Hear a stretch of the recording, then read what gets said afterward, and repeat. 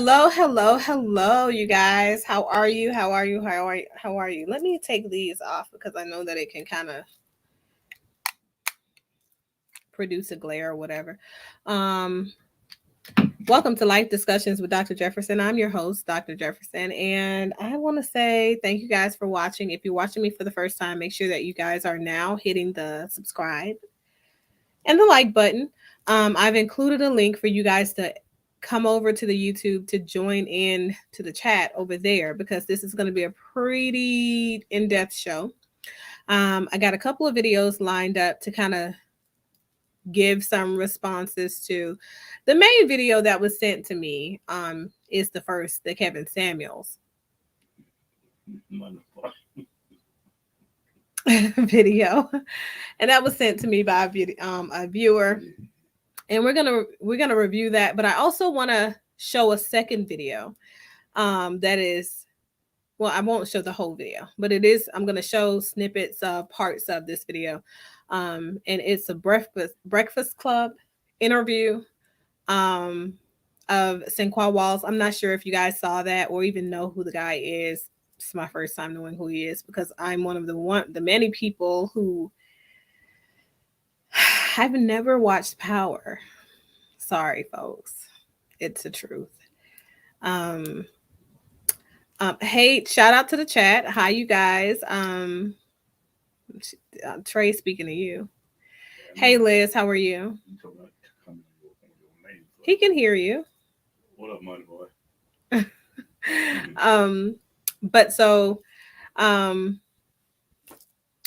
I'm going to show you snippets or little pieces of both. He said, "Hey, hi, Liz," as well. So I'm going to show you snippets of both, and we're going to kind of get into the accountability conversations around some of the Kevin Samuels rhetoric.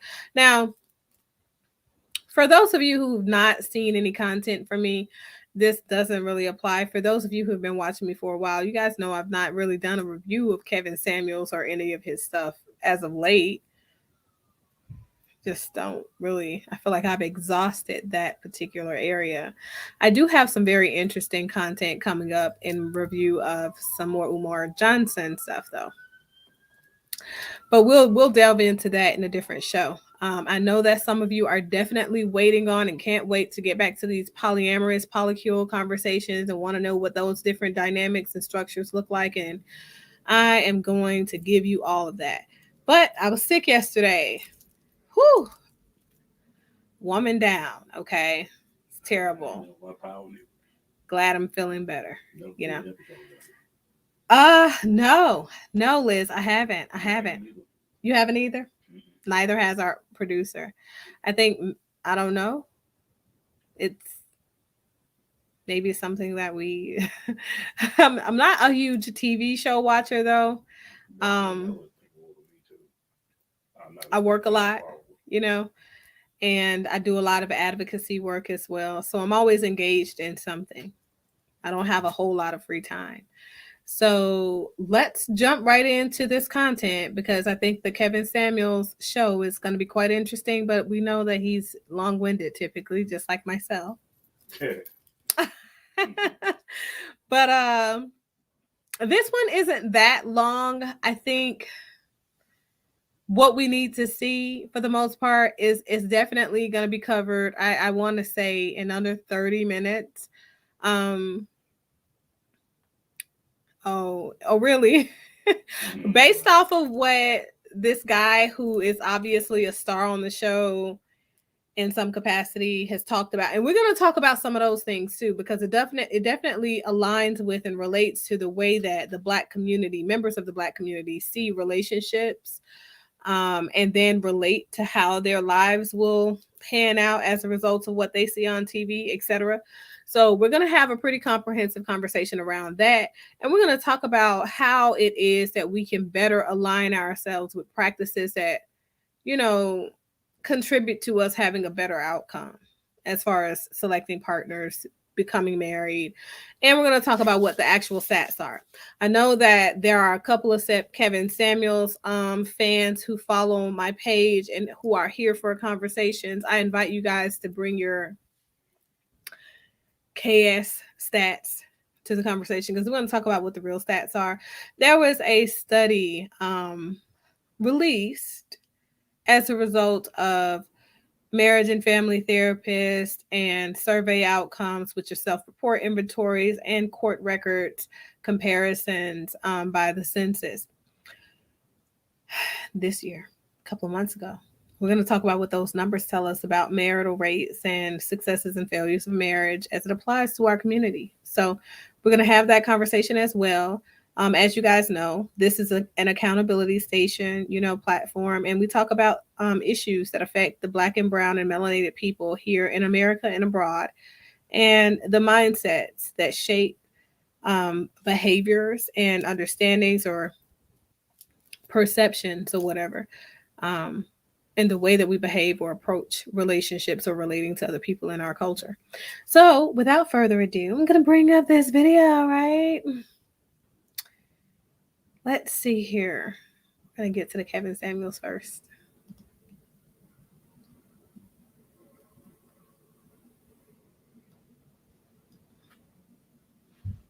Hold on, I got to rewind a bit. Okay, he's saying something. I don't know what I'm expecting what am I looking for me being in a relationship for 1 year versus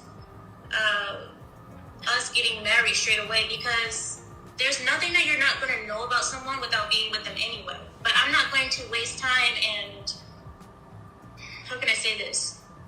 I'm not going to allow time for me to have premarital sex, because I'm not going to, if you're not having sex with a person, you're not going to stay that long with them before you get married, okay? We're not just going to sit around and talk. So we get married to prevent us from fornicating, from possibly having premarital sex, by accident, as I said. So that's why we tend to get married. And also, if things go wrong, then they go wrong. But this is why your father is there to vet your man. This is why the families are so involved. To be that net, if something does go wrong, the family is there. And the family has already vetted that person for me. My father already spoke to my husband. My father already knew the type of man my husband was. Men tend to see things in other men that women can't. I don't know why, but from what I've seen here is like, girls, we tend to be kind of slow when it comes to picking partners, because it's hard for women to get past that adrenaline of like, oh, I like this guy because he's exciting and he makes me feel so butterflies. But my father knew how to pick a stable man for me. He knew how to pick one that was a hardworking man who wasn't going to let bills get behind, let things just happen. So I hope that answers your question. I hope that I understood the question right. You did. Like it or not, now this is a question for grown folks, not for boys, not for girls. So this is for people who are really trying to have an outcome, not people who are trying to be right. Ladies, the data is in. You don't know how to pick men for relationships. You simply don't. And that's not new. Women worldwide have this issue. This is what you heard that woman say. That woman knew her husband for 5 weeks. And as the story goes, they were at some party or something. Her to-be husband came through the door, saw her across the room, said, "Who is that? That's so-and-so. Oh, I think she's attractive." One of the people went over and said, "Hey, old boy says he thinks you're attractive," or whatever. He says, "Well, if he likes me, he knows what to do." And from that point on, that guy went over and talked to her family, her father and her brothers, and they negotiated and talked about it and went to their sister or their daughter and said, "Are you interested in marrying this man? He wants her to marry. You have the choice." And she said, yes. They were married. When I talked to several women, I'm like, what is it that you think you were going to learn in dating somebody? Because no matter what you guys have to say, every time we talk about it on my channel, I was with him for 2, 3, 4, 5 years. Then we got married for 6 months and we were divorced. How many times do you hear people say it changed after marriage? So like it or not, you can only know so much. Modern women, you got to admit, You don't know how to pick, and you're taking too long. What does he say? I'm not going to waste all this time dating. Dating him does not help you marry him. You have to make a choice. But what if I make the wrong choice? Then if it goes wrong, it goes wrong. You're making the wrong choices anyway, and you're not getting anything out of it. Why are so many of you ladies? Oh, because your fathers aren't there. You don't have any men to talk to. Men know what to look for. You don't. That being said, for modern women who want to be in a long-term relationship, dating is dumb. What are you going to know? Whoa, I've heard people say, well, people can put their best foot forward. And in month 3, it may be different than month 1. So, you still don't know until you're living with somebody. Every excuse you make, I can say the same thing. You don't know. And I think it's funny, especially in our community. So many women feel far worse about being a divorcee than being a baby mama. So being a baby mama, but being a divorcee, see, in our culture, it's like, well, nobody wants to be a divorcee, but we got no problem with these 10-year relationships that go nowhere. Stupid. Bottom line is, ladies, you take too long to get married. How many times on my channel do you hear women say, well, he was wanting to get married, but I wasn't sure. You know why you're not sure? Your mama and them did that to you. Your mama, your auntie, your big mama, Nene and them did that to you. Made you doubt what men are worth, how you should pick a man. No men around you. So ladies, how do you plan on getting this fixed? I don't want to make a mistake. Buy a dog and die alone. Because unless you're making enough money to cover 2 incomes, you can't do it by yourself. Go marry your sister girlfriend. Hashtag go find it. Why are you dating? And here's the thing. The older you get, the quicker you should make a decision. My mother didn't date her husband for 2 years. They knew each other for a few months and they were married. How long do you need? Uh-oh, SpaghettiOs. Let's get to it. I want to hear some of you modern, I got a PhD, college educated women tell me, well, you need time to get to know somebody. No.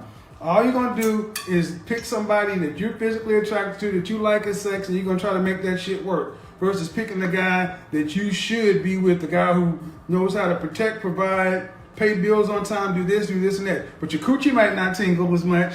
He might not blow your back out, but the roof will stay in your goddamn house. You don't know how to pick, and you date dumb. You date dumb. Why? Because 80% of divorces are filed by whom? In relationships in the West, in a 50+% divorce rate, women file 70 to 90% of the time. It is women leaving relationships. It is women slow rolling relationships. It is women wrecking their own homes.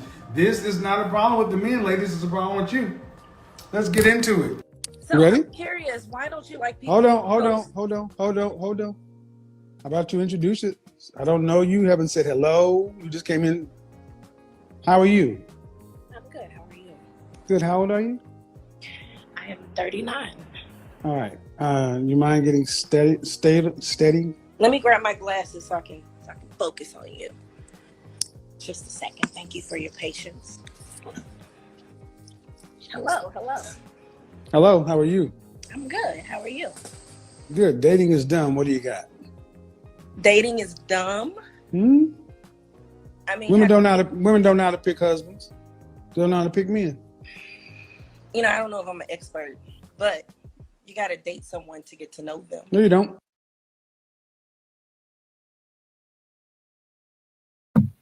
All right, so I'm gonna start by kind of going through. Let's just look at some of the things that he said so far.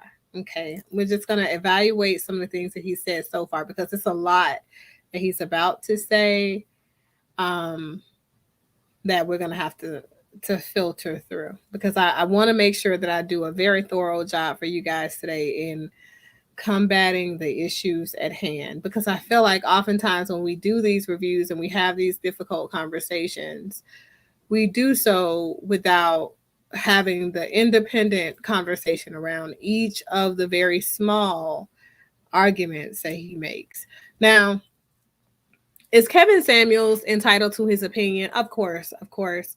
However, Kevin Samuels doesn't have an educated opinion to render that says dating is not necessarily the way that can lead to positive, a way that, you know, people can have positive outcomes in marriages, because he hasn't had positive outcomes in marriages. Every time that he's been married, he's been divorced. He highlights the fact that women are the people filing for divorce because he was a man who women filed for divorce from. And I get that. Totally get it. I'm happy that he's a person that is now sharing his trauma, you know, owning it. But what I'm going to say is this, okay? Dating translates to, and we're going to hear him talk about this a little bit in just a minute. He's not going to realize that that's what he's saying, but it's okay. I got you, Kevin. So in his rhetoric, he says dating is stupid. Now, based on the clip that he played from Lapeef Let's Talk show, because we all know what show it was, okay? Based on the clip that he played that audio, we're doing an inaccurate comparison, for one, because you can't compare the cultures of one to the cultures of another, okay? It's just not the way that you make an adequate comparison. We have to have a representative sample if we're going to make a comparison at all. So if you say dating is dumb, based on the clip that was played of the young lady in the beginning saying, well, you know, she doesn't know what to look for and all of that good stuff in a person. Hey, what am I to look for in a relationship? The young lady seemed very lost. In situations like that, does Kevin Samuels have a point? Of course, because then if you're not, why are you dating if you have absolutely no idea what it is that you're looking for? So when I talk to women, when it comes to dating, I talk about dating with a purpose. Not only that, but also going through and understanding that you have to be intentional about everything that you do. Therefore, the guy who you're allowing to share space with, energy and time with, the person that you've allowed to come and have a seat at your table, you need to make sure that that person has the same mindset that you have when it comes to what you guys are there for. Okay. So that's that part. Okay. Now we move to the idea of arranged marriages working more so than marriages where women are selecting their suitors. The reality is this. What he mentioned is not an arranged marriage. That was also a courtship situation. So just because this couple got married a couple of weeks, couple of whatever within knowing one another, does not mean that this is an arranged marriage. It means that this person went through the proper channels and vetted the family, and then they vetted him, because they're at a party, typically, and in a party setting, depending on what culture you're from. And this young lady is from Russia. But given that culture, what you got to understand is like everybody knows something about everybody, right? So there are no secrets, and men are not as promiscuous, sneaky, and they're not doing the things that American men do. That's why I said we cannot make the same. We can't make comparisons, because you're comparing apples to oranges. Yeah, they're both fruits, but of course they're going to have a very distinctive, different taste from one another, because they're not one and the same, not even close in symmetry. So here is what we got to really look at. What we really have to evaluate is whether or not women in this modern day Western culture understand that they have to exercise discernment in selecting the proper person that they're even finding themselves on a date with in the beginning. Like, it doesn't mean that dating is dumb, because after a man has vetted the family has vetted the man, and they've decided, okay, let's go to the woman with the proposal of the possibility of marrying her into this family, into this situation, right? There's no courtship, because she still has to find out whether or not she's properly aligned with said male. Okay. So she goes forth and she does that alignment check. And then during that courtship, which is dating, they find out whether or not they're congruent personality and character wise for one another in order for them to achieve the overall goal of stability and finances moving forward and the lineage part. Because in some cultures, that matters to men. So as we moved in and we talk about the actual stats here from the 2021 release of the United States marriage and divorce rates and things like that, what I want you guys to draw your attention to, and this, I'm going to post a link to the stats so you guys have it.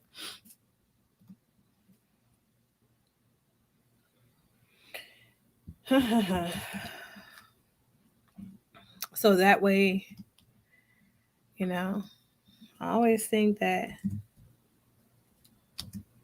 accurate information is better than rumors. So according to Kevin Samuel's rumor report, which is oftentimes misinterpreted, and we say that all the time because we always go back by the miscommunication of data back in the 80s, which he does too. When we talk about the 50% divorce rate, blah, blah, blah. Okay. So the reality is only roughly about 39% of marriages amongst Black people, if you did a further study, results in divorce. Okay. Now, what we notice is that there are less people marrying.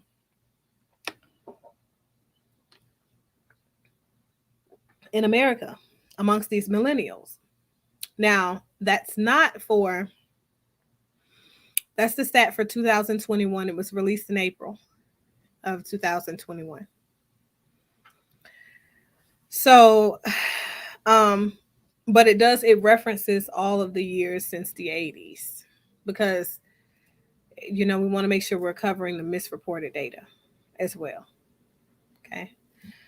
But so when we talk about the divorce rates, one of the things that we have to remember is it's really important for us to understand that some people have expectations that go uncommunicated at the very onset of relationships. And the vast majority of people do not go to relationship or couples counseling prior to getting married. They don't believe in that.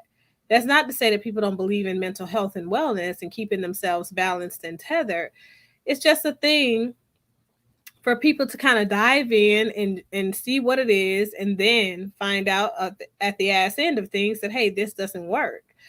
Kevin Samuels is saying basically meet a person, marry the person, figure out if they're good for you, and then divorce. What happens is you become a deeper statistic. Okay. So what we know about marriage and divorce rates right now is that people typically will divorce by year 8. As a marriage and family therapist, it's important for me as a certified family life educator to make sure that those numbers and those stats and the realities around that are conveyed properly to people out here with the investment in self and legacy. Now, the 8th year is typically when people divorce, but people start having difficulties in their marriages around year 3 or so. And that's because around year 3 to 4, the honeymoon period is now dying down. And oftentimes, because the honeymoon was so sweet initially, you now have babies. And this is, amongst people who are waiting to get married between 28 and 30 years old. This is what we're kind of seeing. But the reason for those divorce numbers is because after that year 3, 4, people still realize there is a value, an innate value they have for their partner. Becoming parents is hard. So you need somebody to help you raise your kids. So they stay and they try to tough it out. But around year 8, they realize that infidelity is raising, unhappiness is raising. They're less happy even when the children are there, because at the end of the day, now the children have gone to school. So they don't have the kids to kind of dial back and fall back on to keep them stable anymore, because now the kids are in school for the vast majority of the day. The woman, if she's at home, is left to her own reflections and thoughts. Relationships become extremely emotionally abusive then, because the man wants out too. And you guys are just no good for one another.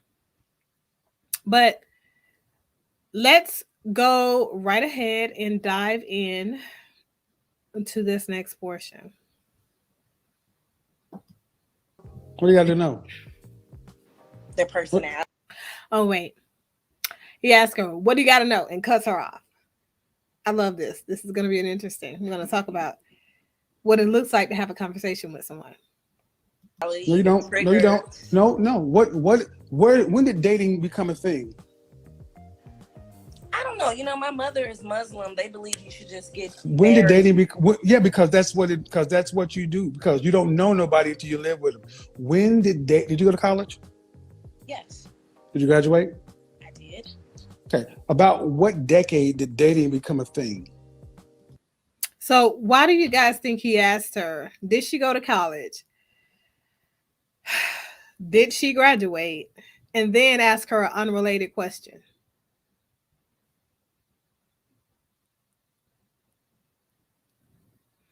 And we're going to talk about him in his use of deflection, projecting deflection on her versus accepting his own deflection here. I see you guys chatting. I'm going to jump into the chats in just a bit. Not the 60s, maybe the 70s. About the 50s, when they decided to start making a greeting card industry. Dating became a thing to sell homes and rings. Prior to that, your grandmother and your great-grandmother, if you wanted to get married, you walked over to somebody, you got a wife, the daughter's of marrying age, I need a woman, make the arrangement, jump the room, get on down. You didn't even have to have a marriage license until the miscegenation laws came into effect to keep black men. All right. So let's explore that part, because that's what I was kind of waiting on. All right. So I just love the fact that he prides himself in misquoting and misstating the days of old, right? During, I don't know when your parents were born. I'm not sure when your grandparents were born, or the folks that were, vested in curating you. But between the very late 1800s to the early 1900s, the folks that were responsible for vetting me were born, and their relationships were definitely not built around this idea or this concept. And I'm talking about my American born family here. Nope. Mm-mm. Courtship was a thing. It was a thing. It still is. So I think it all has to do with cultural conditioning, traditions, value systems, and whether or not those things are handed down. Now, I know, right, Liz? I don't think in many situations those things are being handed down. I did make that a point of several of my videos.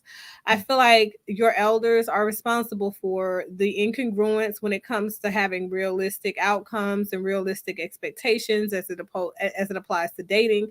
I think all of that, right, has a huge part to play in the hit and misses. Okay. Let's look here at some of these comments really quickly.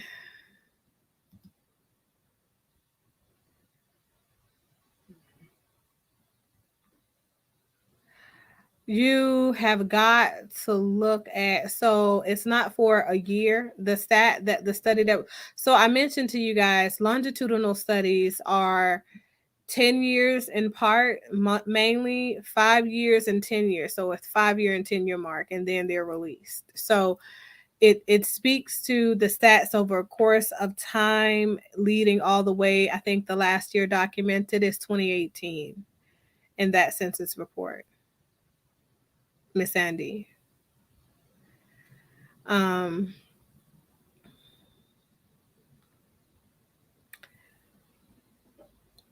what chart is outdated? Kevin Samuel's outcomes are based on the 1980s. So what do you mean? So if anything, his chart would be inundated.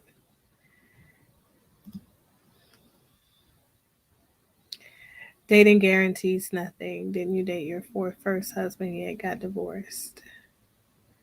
Well, no, yes and no. So I would say courting is definitely a point of contention, and whether your relationship ends in a divorce or not, right? Your outcomes are what matters. So it depends on how or why you end up in that whole conversation around separation and what that looked like. So dating nowadays is definitely not, I don't think it equates to courtship because, from what I hear, now it's not the same thing. Courtship is a process of vetting and getting to know someone in a more intimate way that lets you know whether or not you guys are a good fit for a longitudinal relationship. Okay. And the longitude, that part, is about a lifetime commitment to one another. It's about spiritually tethering yourself to another being. So we're talking about understanding that people are collections of energy versus just physical entities in which you can look at and say, dang, she's fine. Dang, he's fine. Or he's got good dick. Okay, you wouldn't even know these things if you were courting someone properly. Because vetting and courting doesn't include sex. It doesn't. So you wouldn't even know these things. You wouldn't. You would know the things that are important to the fulfillment of your marital commitment to one another, the spiritual commitment you have to another person. So whether you decide to go and, take your vows before high court or take your vows before people in a church or whatever it is that you decide to do based on your cultural and subcultural or what you call it, countries' traditions or rules or regulations, right? Regardless of what that looks like, you're still moving into a place of understanding that you're trying to tether yourself to someone for a lifetime in a certain capacity. So as long as you are able to tether yourself fully to that other person or those people in that capacity, then you're fine, right? But it's about making sure you're not in a place to where you're not happy, you're not fulfilled, right? And I think that you guys are going to see, like, as he explores further with this particular caller, happiness has nothing to do with your partner, your intimate partner, has more to do with yourself. But if the person that you're currently with does not make you feel fulfilled, right? Doesn't make you feel whole, doesn't make you feel complete, and you were already complete prior to that process, you got to start asking some tough questions, right? Uh, let's look.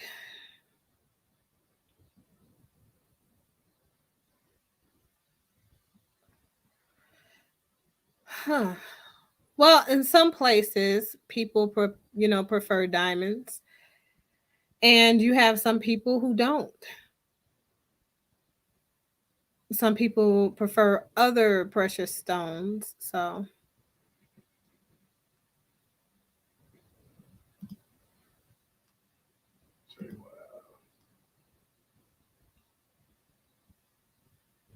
I know, right, Liz? So you can't guarantee results. So in life, right, there are no guarantees, but there's definitely guaranteed failure. A failure to plan is a plan to fail. That's a guarantee. So that would be like me sending you out there to marry a man. And I know that you like women and you don't fancy men. Do you think that would work out? Or is that guaranteed to fail? Trey, that question's for you. But also, that question applies for any straight man. If you are a straight man and I arranged for you to be in a relationship, in a marriage with another man who is gay, do you think that that relationship would work? Or can we guarantee, can we definitely say Guarantee failure. that, can we definitely say that that relationship is going to fail? Then we get started. I mean, who knows? You never know. Let's have the conversation, because I like it when people put things out there like that. Yeah, that's for you, Trey. That's for you. If I organize or if I constructed a relationship to where a man was your potential suitor, you were arranged to marry a man, can we say that's a guarantee to fail? Don't date him. We're not asking you to date him. We're just saying this is going to be a likely successful relationship just based off of what I know that Trey likes. Trey says that he wants to make sure he sees what that mouth do. This particular man, because that's what you said in your comment. I saw that comment up there. The producer put it up there. So let's just say these are facts. I arranged for you to be with this man because this man reports that he's looking for someone that he can give oral sex to. Okay? Fellatio is his thing, and he specializes in it. So can we say it's guaranteed to fail or no? Okay, yes, because you're not gay, but you just said that you need to see what that mouth do. You didn't say anything. No. Don't go putting a woman in there, because that's not important. It's not important. I'm only saying make it make sense for me. If you're telling me that that's what's important to you, right? The only thing that I can do is make sure that I align you with best suitors. Best suitors are people who already meet the things that you're expecting out of a partner. So, in Kevin Samuel saying that mostly women file for divorce, and he's going to have this conversation, he's going to talk about more of that just right here. I'm about to put it on here. Oh, no, that's not apples and oranges at all. We're talking about expectations. Expectations had nothing to do based on, go back and bring up Trey's previous comment. The one he said he wanted to see what that mouth do. Okay. So, Miss Sandy, the wonderful thing about being a therapist is that we're really great at what's called a therapeutic reframe and pointing out points in your argument that have all types of fails because you don't address the intricacies that are needed in order for you to get the type of outcomes that you're looking for. So if Moneyboy Trey's argument previously was he's trying to see what that mouth do,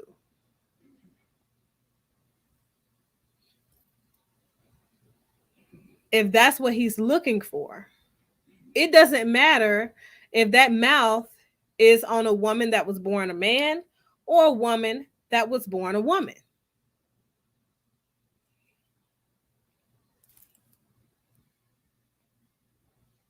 That's what you said, Trey.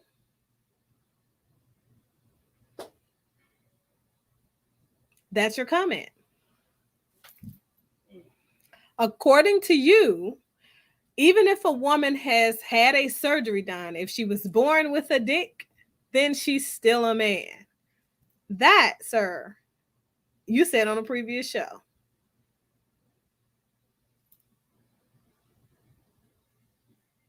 So I'm only going off of what you said. Oh, I know it matters to you. I'm the person that's telling you it's guaranteed to fail.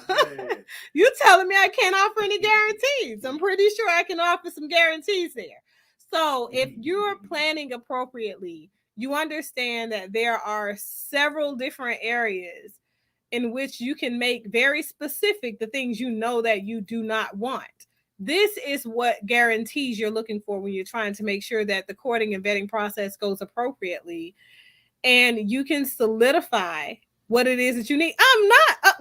We can pull up the videos, sir. We can pull up the videos. It's out here in these YouTube streets. I'm just saying. So hold on.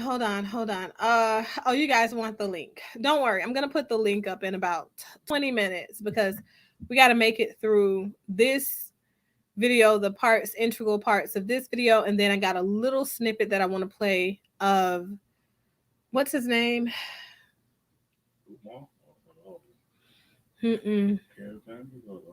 Sadiq or whatever his name is. I can't remember.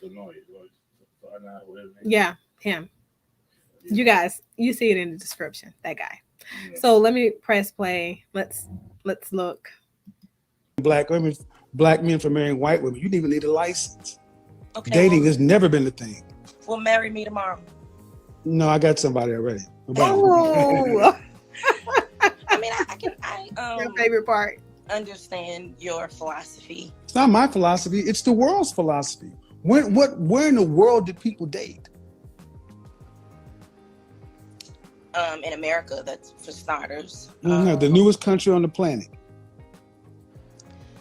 You know, I don't know. I feel like if I hadn't dated the guys that... Are you married? I am not married. I'm divorced. Okay. So, you know, there's that. All right. So I was waiting to get to that part. So earlier in the video, you guys heard Kevin Samuel say that Black women consider it to be a very negative thing to be a divorced woman. They'd rather be a baby mama than a divorced woman. They feel bitter about being a divorced woman. Did she seem bitter? No.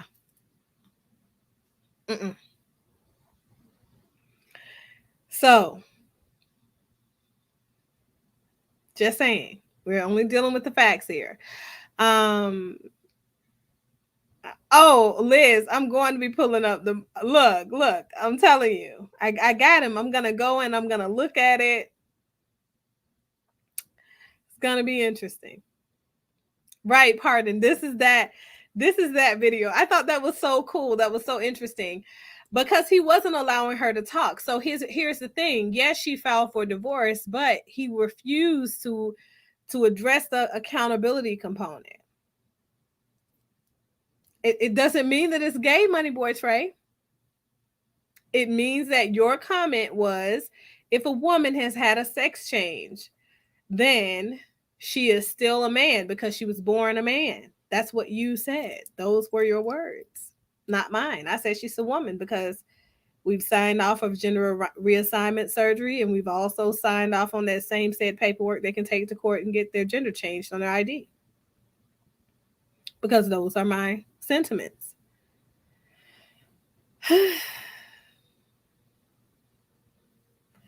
So,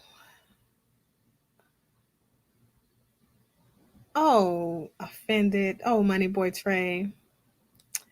Well, you know. So she's a fucking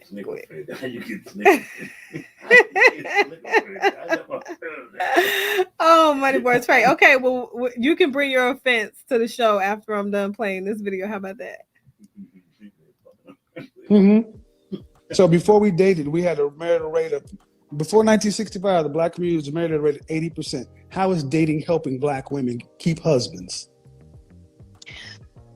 You know, I don't know if it's dating. I think social media may not be great. Okay, but before social media, before 2000, divorce rates were still going down. I love the You way said you need to get to know social media. somebody. What do you need to get to know? If they're a I good don't know fit. if dating is the main contributor. Not to Yeah, disagree. ma'am, you're not making a good. You basically you saying I don't like what you're saying, but you're not saying why what you're saying makes any sense. I'll say that because women, we're changing. Our roles are changing. Yeah, you're getting worse. Okay. You're changing into men. Well, I don't believe in changing into men. You I are. think You no are. matter Let me what- tell you why. Let me tell you why women are changing into men. What's the average height of a black woman?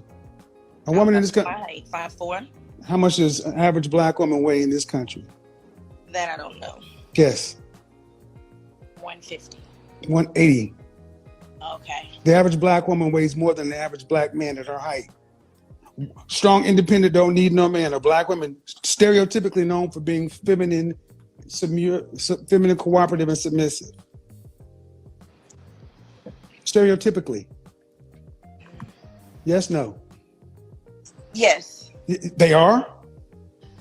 You know, I can't speak on that. No, yeah, you can. Yeah, you can. See, if we're not going to have an honest conversation, we don't need to do this. Stereotypically, are black women thought when you think of feminine, cooperative, submissive, is the black woman's image the image that pops to the top of your mind, even in black media? No. Thank you. No. So, Okay, so let's now talk about this wonderful point that Kevin Samuels has made forcibly on this woman. So, have you ever heard of the balance of life, right? So we can all argue that in order for there to be good in existence, we must have bad. In order for us to say that something is bad, we must have good. We have to experience the alter in order to understand or appreciate the other, right? So if we're going to appreciate the one, not only do we have to take, note that this other exists, but we also have to embrace it, okay? And so what that looks like is we recognize that whether society has decided to make it a point to recognize that Black women are becoming angry or whatever, right? Or not, that means just by default, I don't know if people realize that, but by default, that means that Black women are seen as cooperative and feminine and submissive. By default, that's what that means. If we can go out and we can label a Black woman as the angry Black woman, we have to also recognize that means that she is the exception to the expectation of the Black woman. Otherwise, there would be no angry Black woman. There would just be Black woman. Just so you guys know, the angry Black woman comes from the Black woman who carried around her grief and her distress as a result of her babies being murdered in her face and her husband not being there because he was away at work during integration at the onset. And it's gone on and on and on and on. Yeah. But still, by default, means that the Black woman was considered to be submissive, cooperative, and very feminine. Just saying. So, we're going to hit this play button and let him play. Black women in general, in our community in particular, are getting worse. Did you not just see this woman walk up and shoot a woman point blank in the head in Brooklyn? I did. So how are you telling me my women are becoming like men? Have you seen World Star Hip Hop? You see women are actually fucking each other up. They're beating men. Yes.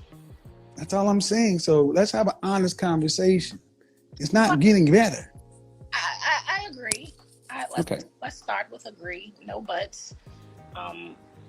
Where I was going was my role was, I do believe that women should maintain their role. Me personally, if we were to entertain your subject last week, I've been working on my feminism, being more submissive. My subject last week. I think you were talking about, correct me if I'm wrong, talking about women, maybe firstborn women who learn from their mothers who may. Well, I was talking about sister daughter, but let's try to exactly. Yeah, let's try to stick to this week though, because some people may not have been there this week. Okay. So no, I truly believe in that. What I mean by roles is, we are empowered. What is your role? As a woman, what's a woman's role on the planet? My role on the planet is to nurture, to teach. I feel that every human being on this. It's not your role. The female. Take note of his discredit of this part of the conversation. This is the only thing I want you guys to remember, because we're gonna go and he's gonna say something that directly negates this comment in his outro. His role is to support the male. That's don't you think that's a narrow path? Name me any species on the planet where the female can survive without the group or the male individually. Or name vice versa. We don't need you to survive. We built the world. You need us. No, ma'am. See, you feminist, womanist have no idea you're living counter to nature. That's what the coronavirus showed you, that your education and your ability to get out of here, and you can't nurture shit without a man and a family. Your job is, the man's job is to build. The woman's job is to nest. Correct. And to Hey, anti-Afro Svengalis. So let's talk about this. So you just heard Kevin Samuels also say, not only did he say it's not a woman's job to teach these young people, right? And this is the reason I'm asking you guys to take notice of this part of the conversation, because this is what directly relates with the other young man that I'm going to bring on momentarily. However, what I want you guys to draw your attentions to is this part of the conversation. He feels like men do not need women. If you don't need women for survival as men, this is the problem, right? This is my issue when it comes to Black men and Black women. You really are conditioning yourselves that there is no interdependence that is needed one way or the other. It's so illogical. So if a man didn't need a woman, man would die. Because if a woman gave birth to said man child, right, which is a baby boy, just in case for the folks in the back that can't hear, who, in a world where you're saying that Black men are not present in the home, okay, who would nurture said man child? Even in a world where Black men are in the home, very present in the home, right? In the world where every man is in the home. It doesn't matter if they're Black, brown, orange, yellow, whatever. A woman's job is to teach and to nurture and to cultivate. So guess what? The man would need the woman for that. There is no way that a man can go out, protect, and provide. He can't go out and hunt and gather. He can't go out and work if he doesn't have somebody to care for and attend to the needs, the basic needs, the innate needs, the life needs of his children. So you need a woman to feed your children, because her breasts are the attenuation of life. Literally. If we were to talk about the creator, if we're talking about the universe, if we're talking about divine purpose of woman and man, right? A woman's breast is what gives life to the baby. A baby cannot eat from the leaves in the trees, from other animals. A baby's survival is dependent on mom's breast. So you do need a woman. You very much need a woman. When a woman dies in villages where there are no civility, okay, so does your legacy. So it's impossible for a man to continue to survive and continue to have a world that's going to continue to thrive without a woman, because you wouldn't have what is needed to eat. First of all, give life. Who would give life? What, you men are going to shit it out? That'd be interesting. Similac and Nestle, Good Start don't exist. It doesn't exist. Doesn't exist. Kevin Samuel's reference is to biblical times. There was no subset of substitutes. And what we know by science is that an abundance of water, overconsumption of water, these are things that lead to infant death.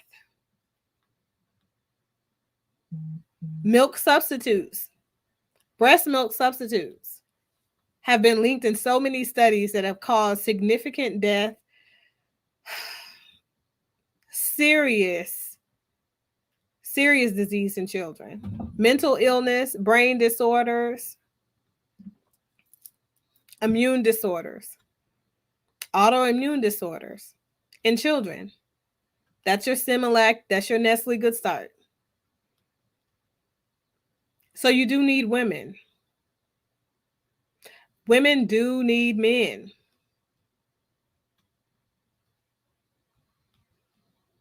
Similac was created in 1951 and not at the beginning of people during Adam and Eve. That's his reference.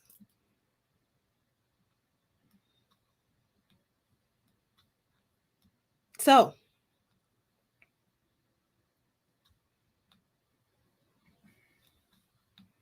women need men because men are supposed to be those hunters, the gatherers, the folks that are supposed to be providing, protecting, and making sure that they're able to cultivate, nourish, teach, educate said children until dad can take them. So why do you think in countries where fathers have the primary custodial rights, right, which is pretty much every country except America, why do you think that there is an age on that?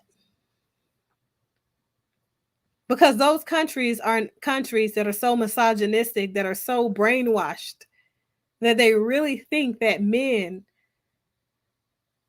can survive without women, that children can survive without their mothers. Those are countries that recognize that there is an innate need of woman based on the needs of man. In order for man to continue to provide, he has to have a woman to be able to cultivate, has to have a woman to be able to feed those babies, has to have a woman to be able to nurture those babies while he's out here doing what it is that he has to do to provide a stable future for those children. So once it's time for the child to walk, talk, move, go to the restroom, once those basic skills have been learned from mom, then yeah, dad can go out and teach this young man how to be a man, can teach this young man how to hunt, can teach this young man how to gather, can also send these kids to school for independent learning. But dad need mom until then. These are basic constructs of common sense. And I'm curious why it is that so many of you are so lost and confused that you don't understand that interdependence is something that is a necessity for survival, basic human survival. Basic human survival. And he is talking about, it's not about reproducing. So your need for woman has nothing to do with reproducing. He's talking about survival. He said if every female were to drop off of the face of the earth, men would be able to take and move and continue to build and continue to have the world thrive. That's what he said. So that means every female child too. Every female. So what? Is the man going to start producing the milk from his breast? I mean, men are definitely equally rendered the same hormones that women have. Estrogen, progesterone, you have them too, just in smaller amounts until you start getting excessive belly fat and cortisol increase. So, you know, just saying. Next, what? Teach what? Teach what? Teach what? Values. To whom? Love. To whom? To whom? To their offspring. Thank you. And you need a husband for that first. I'm agreeing. All I'm saying is that it takes two. No, it takes women to get. Women are women in their natural role, a way that nature intended, or out of their natural role? I can agree to that. I feel that men have No. See, that's the bullshit we've been running the black community for the longest. See, the black men aren't the one complaining about marriage and not being unprotected, being alone. I think black men have a more so of a problem with commitment than women. Right. The stats don't agree. The stats don't agree. When in the black community, the black community, the divorce rate is almost 60%. Almost 90% of divorces are filed by whom? I don't know the answer. Women. Okay, hit me with the facts. That's the facts. So who's leaving your own? If 1 in 4 of you are married and 80 to 90% of you file divorce when divorce is filed, who has a problem with staying in a relationship? I think that women have a problem because men don't necessarily. Always a woman's problem. Tell me what's wrong with women and stop blaming. Tell me what women are doing right and don't blame men. Because everything you talked about a woman is always linked it back to a man. I keep talking to you about what women are doing with women. No, I think that women have responsibility as well. Then let's talk about it then, because every time I've talked to you, you've deflected and lacked accountability, like most feminists. I don't know. I don't necessarily think I'm a feminist. I think I'm pretty. You are. All right. So here he is with his projection of deflection, and that's what that looks like. He's projecting his deflection on her. He refuses to allow the young lady to complete any sentence whatsoever. And then later on he talks about her over talking him in his show. It's just interesting to me. But so let's talk about the number one, the leading cause of divorce. The leading cause of divorce in America. Does anybody know? Anybody want to take a quick guess?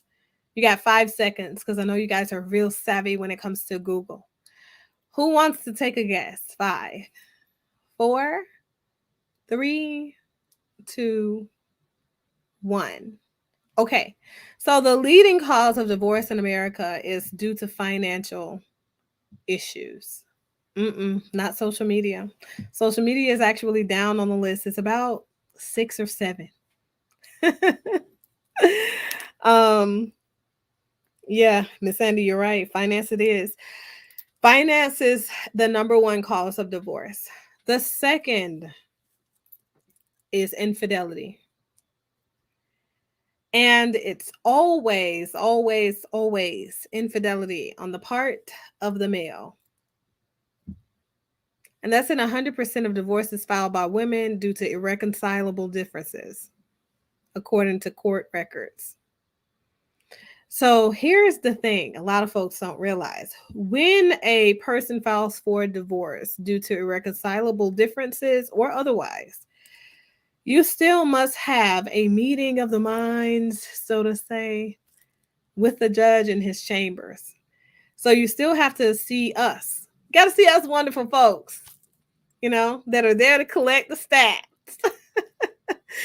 So you're having a separate hearing with the judge. Your partner is not required to be there as long as they've signed all consent documents to the divorce. Going forward, all separation agreements and things like that. If there are matters concerning the children, as long as they've also had a wonderful person to oversee them signing your child visitation arrangements and standard visitation arrangement and child support agreement, all of those wonderful additional articles that come with, uncontested divorces with children involved. And as long as you guys have met your parenting plan, as a result of the court's requirements, typically is 6 months of discernment counseling to make sure that the children are stable as a result of the divorce and that you guys understand how to properly communicate during conflict communication situations and exchanges of time with the child and that kind of stuff. So when we're there, we are going through and we're talking about all of the different things that you guys were not able to reconcile on. We're talking about all the different facts that led to you filing for an irreconcilable differences related divorce. So if a person has committed the act of infidelity, it comes up in that conversation. It's so great. So we hear communication issues. We definitely hear that. We hear financial irresponsibility. We hear financial abuse. We hear infidelity in all types of forms. Infidelity, then you go back, went to counseling several times, and then he cheated again and again and again. But the point is, once they've been in a marriage for so long and the children are no longer their primary concern, when they're no longer parenting and co-parenting the kids together. Because see, there is a thing that I tell folks, like, marriages go through different phases of development, just like the life cycle, lifespan development. So when you have children, children give you the glue that you need to stay together for just a little while longer. Because now you're finally able to see a physical representation of a living, breathing entity that you guys are responsible for molding and cultivating. Similar to what you were responsible for molding and cultivating when it came to your relationship, but you failed to do. So that's that end of that honeymoon phase, 2 to 3 year. Okay, so now this is how we get to that 8 year where you're finally filing for divorce and you're going through the divorce. So when the children go through, because by year 8, that child that you guys had by year 3 is now in official school. Look at you guys doing that quick math. So now they're officially in kindergarten, okay? And you realize throughout that kindergarten year, first recital being missed, you're missing all of these highlights of the kid's life, award ceremonies and stuff like that, because typically the infidelity is still going on. Somebody gets fed up. Most of the time it's the woman, because the woman figures, if I'm going to do bad, I may as well do bad by myself. And I'm going to tell you guys why. 9 times out of 10, it's the time where women realize that more eyes are on her. And you're going to hear a lot about that, kind of like when you hear this, the information that was given to this young man that I'm going to play later. But so it's about the fact that other people can take sight of the fact that there are incongruences with your child's behaviors as a result of your distress in your marriage, because you guys have been using that child as a conduit to staying together for so long. And the woman files for divorce because the teacher finally sits her down, maybe school counselor sits her down and say, hey, these are some resources, but a report has to be made because obviously there's something going on in the household. And so that's when you have more people, because there are more eyes on the situation, because I keep trying to convey to folks that marriages are bigger than just 2 entities. There are systems in work, every phase of life for us. Everybody is involved in that marriage, not just you and that partner. Family systems may not be able to directly see the impact you guys have on the children until the children get into school. And so other people are now involved in that picture. And so what happens is now the folks are in counseling and going through all of the interworkings of trying to fix them individually. And it leads to filing for divorce. But anyway, now we're at the whole divorce situation, okay? And you're in court and we're finding out these wonderful things. Okay, so we get down to the nooks and crannies of what's next. After finances and infidelity, the thing that typically is responsible for the finances and infidelity going off the meter, anyway, that now is the number 3. Communication.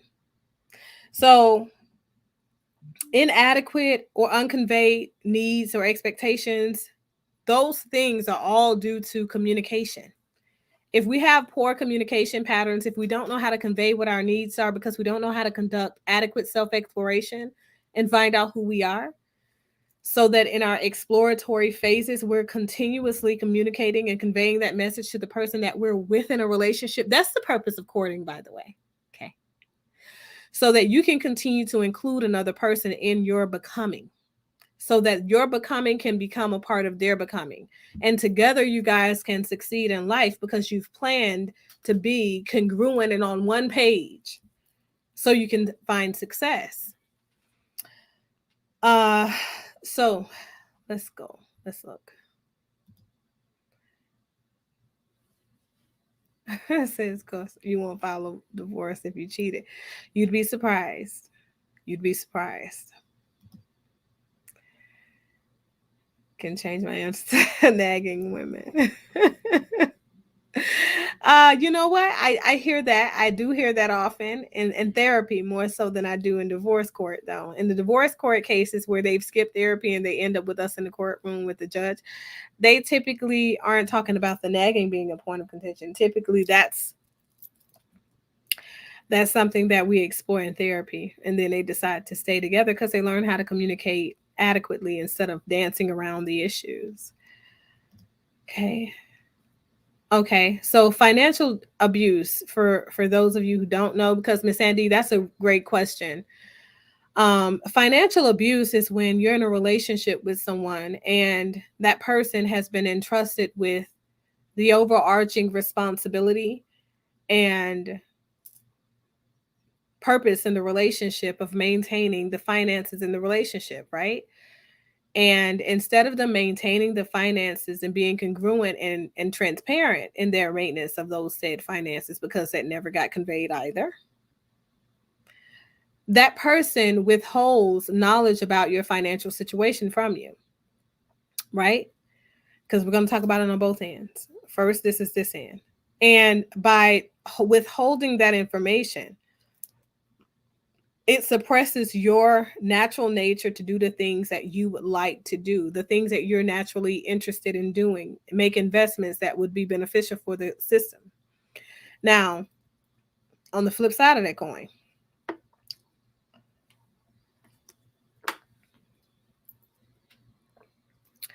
you do have some folks who will have all the information. And because they have all the information and access to the finances, right? They go in and they make extremely irresponsible financial decisions. And it leads to the other person being in a very, very tight bind places, because you got to think about it. You're linked to somebody else, right? So you're creating all of this debt. You're increasing debt. You know for sure you cannot pay these things back. They cannot pay these things back. But you increase the debt so that you can increase the amount of stress on that person, because that's your way of getting back at them for whatever it is that you feel like is the issue in the relationship at the time that you inadequately communicate to a person. Okay. And that's your communication means. That's how you communicate. You convey that message to them because you feel like, you know what? Since you're going to not let me have what I need, or you're not going to let me have what I want, I'm going to go out here and I'm going to create this debt and I'm going to leave your ass. Let's see how you bounce back from having to pay all these bills. Let's see if you can find somebody else after having to pay these bills. This happens when the male or the female is the breadwinner in the household. Okay. This happens whether people have a joint payer account when it comes to bills, big bills, and separate accounts, or if they have just one joint account. What I don't recommend for couples is that couples have separate accounts for the duration of their relationship altogether, because it creates more incongruence with security bonds in a relationship and trust, because you're not able to see what's going on. And we know what happens when I tell folks to take it back to being a child. What happens when your parents buy you a new toy and you see the toy, but then you can't see that toy anymore? Like, they put that toy up and they're like, oh, well, you know what? You can only play with it on special occasions. And they take it out and they let you play with it every once in a while, but then you don't see it for like 2-3 years.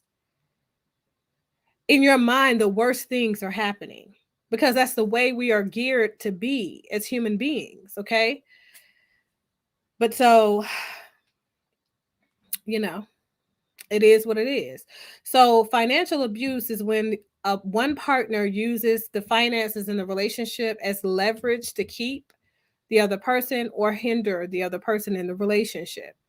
And oftentimes financial abuse can also include instances where you have a breadwinner in the household who uses the financial access, and they only allow access to the finances when the other partner is giving them sex. So that's that part. Says no, she's not doing bad by herself, but she's government assistance, child support, and alimony. So that's interesting. Casey. Rush, why do you think that the women would have child support and government assistance and alimony?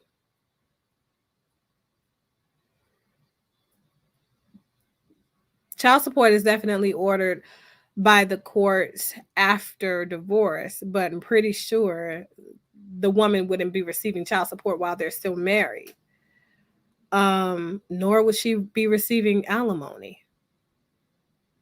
And why would she be receiving government assistance if they were doing well enough to have a child? More than likely, they don't qualify for government assistance. I think that that's a contention that is very much overused in the Black community, because what we see is that there are less Black people on government assistance than not, especially single parent homes, and females that are female led in the Black community.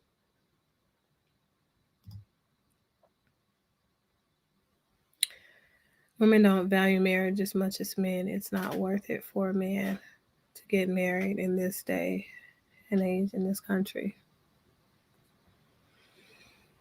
I don't know. I have mixed feelings about that. I think it's not worth it for a lot of people, male and female, just depending on what it is that they're expecting out of a marriage. And I think the expectation, and we're going to talk about that a little bit more later.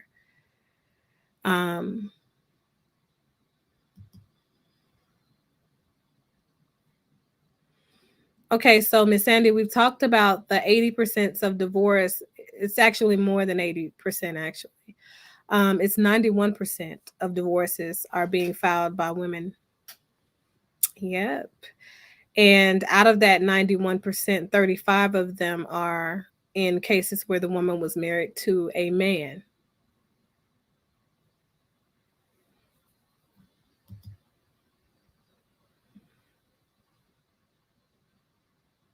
I agree, pardon my presence. But I think that also has to do with having adequate expectations that are reasonable. Hey, Mr. Brooks, how are you? Shout out to the chat. You guys are amazing today. I'm just kind of navigating my way through these comments. That makes no sense. A man will see value with all his children on one roof, learning unified beliefs and values that comes from marriage, right?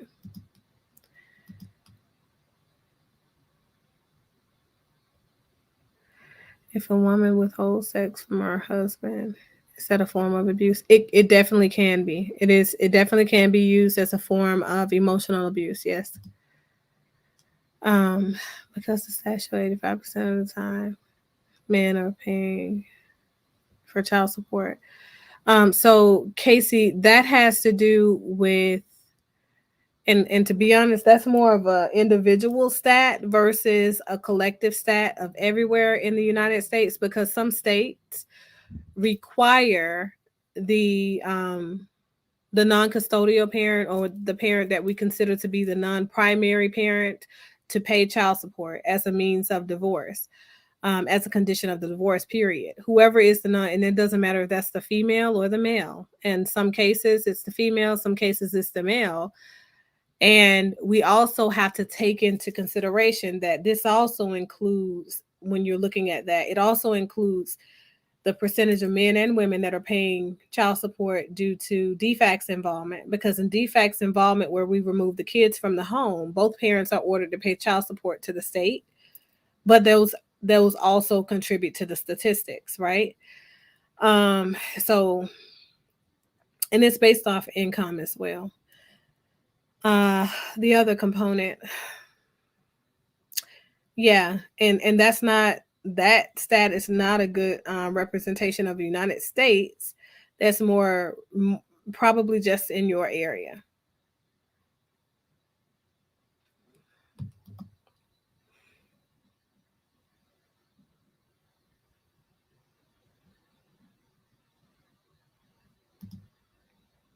Disingenuous about what? Yeah, women are definitely divorcing each other. So being in a marriage is not limited. I don't know why people sometimes think that just because you're in a homosexual marriage, where you're in a marriage with a partner that's the same as yourself, that you don't have similar issues. What did I list as the number two? The number two, we're not even mentioning the third one that's at the heat of, both of those two, right? Finances, infidelity.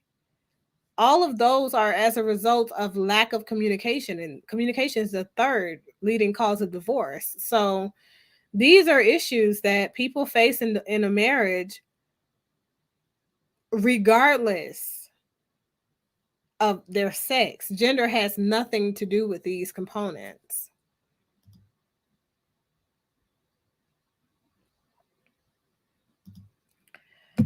Who, this one? One sec. Let me finish this one. The second caller I thought was interesting too, though.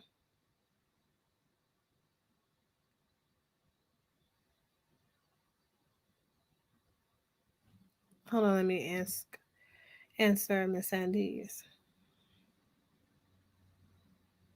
The common sense of point from experience, what percentage of women would you say commit abuse? This type of abuse or other types of abuse? So women commit abuse in marriages just like men. I want to be clear about that. So that's, abuse is not a male exclusive event. Yeah, think about it. Abuse is something that happens both ways: physical, emotional, all of it. So I'm curious as to what you mean. Of course not, Casey. Are you asking about this form of abuse, sexual abuse in relationship, about what percentage of women are committing this form? Because if that's what you're asking, it's about 18 to 20% of women who are married to men. And I think about 10 to 12% of women who are married to women.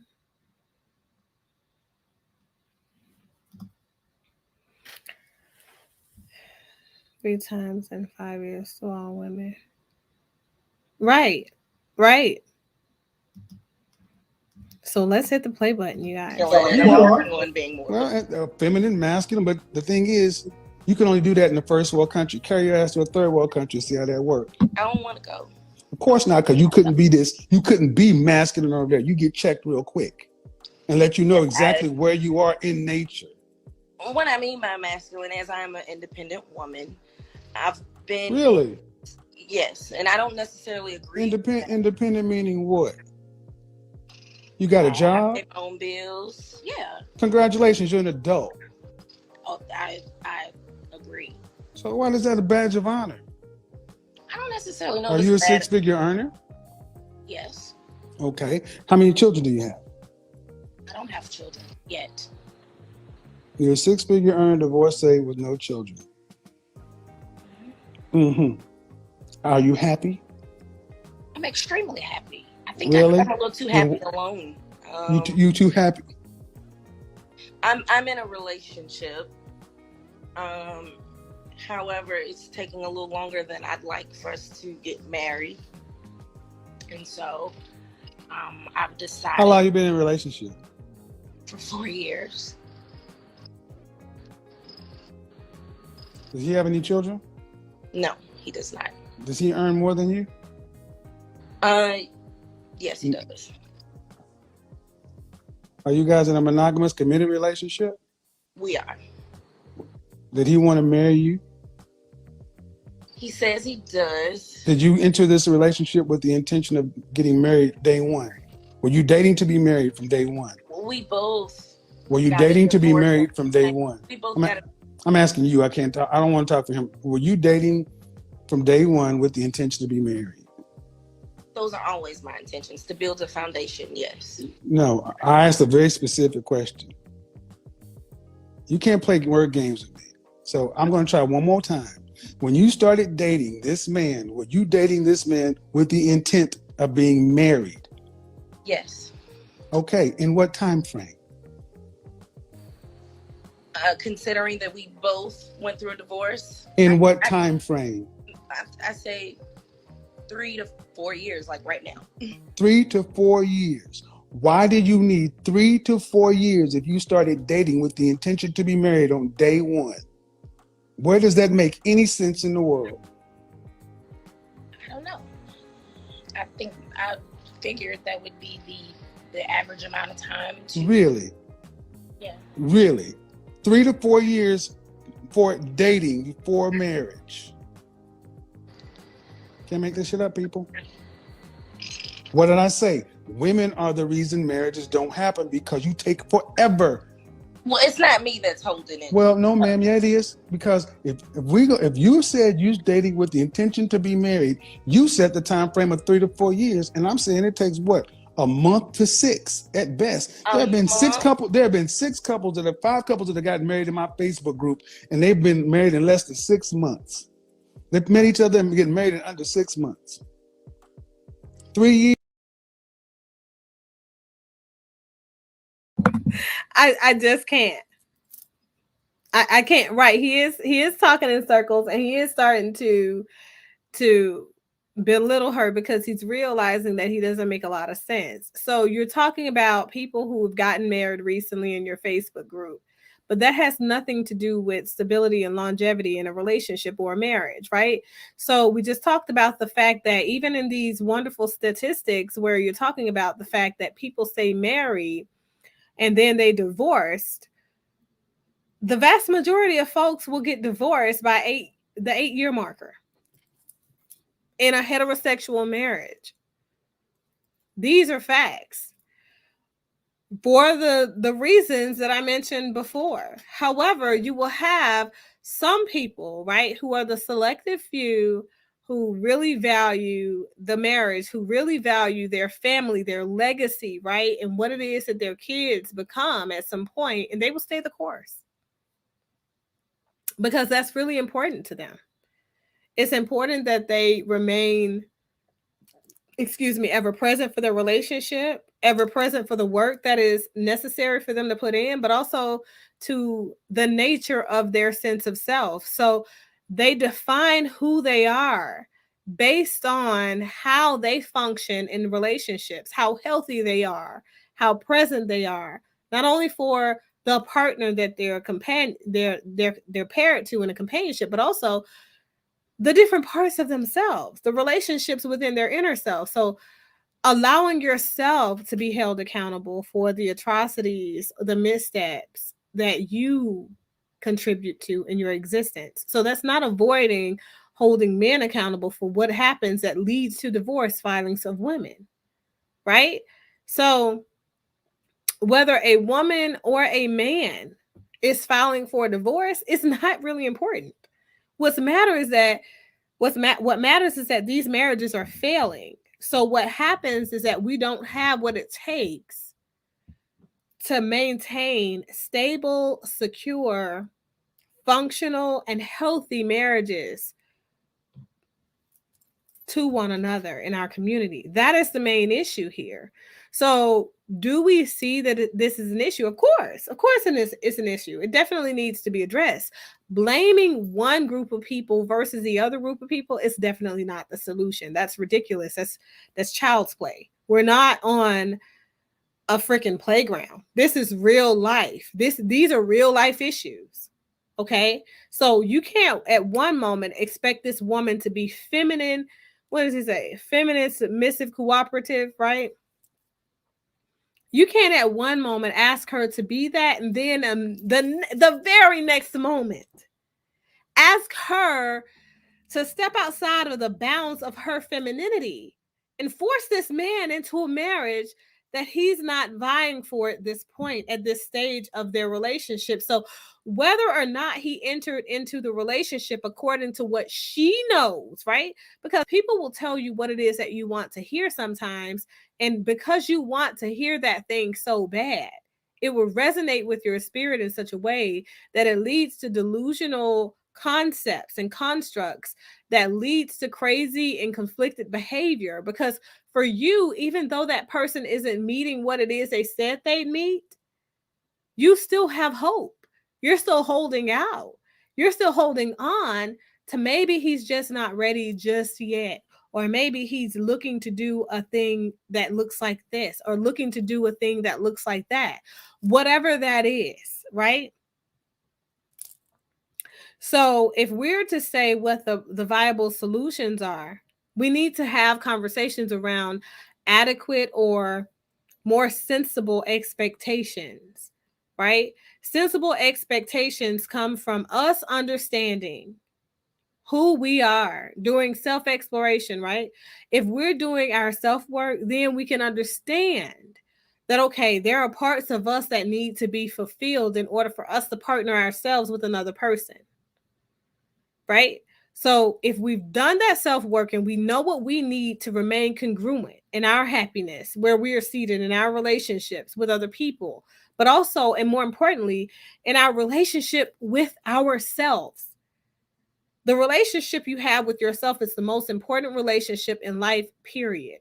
When you get married to a person, it doesn't mean that you have to lose yourself in order for you to become one in unison with this other person. It means that you're joining for a unified purpose and building and constructing another entity. The other entity is the marriage. So both of you have work that needs to be done constantly in order for you to mold, shape, and cultivate that said relationship so it can bear good fruit.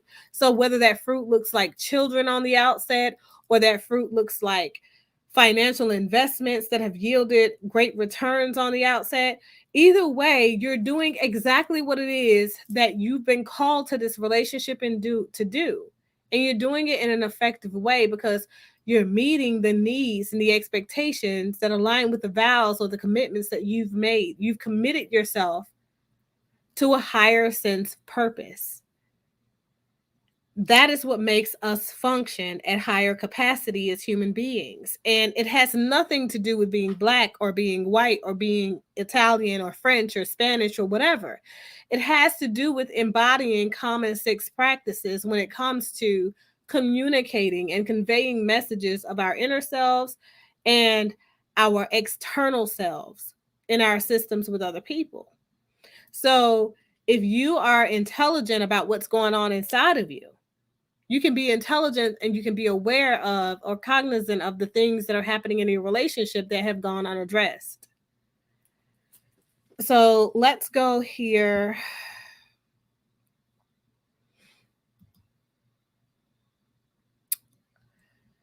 To the comments. So blaming the roof of people who are leaving the marriages is child's play. That makes sense. I think I just made it make sense. If you're still curious, then let me know. Blame doesn't lead to outcomes. Accountability does.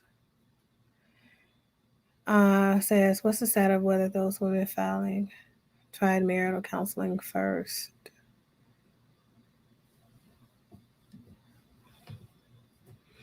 That, I don't understand the question. You mean those women filing for divorces from men, or filing for divorces from women, or a combination thereof?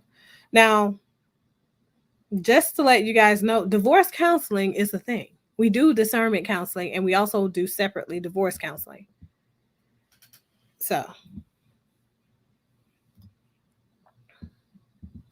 Mr. Brooks, he's going to address what exactly?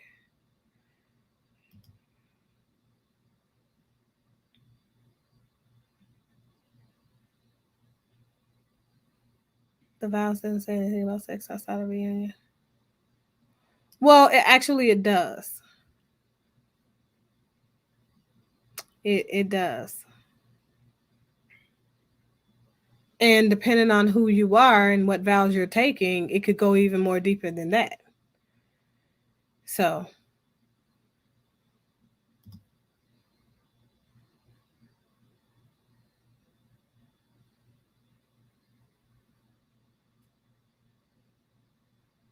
exactly, Liz. Vows actually do say a lot about happiness.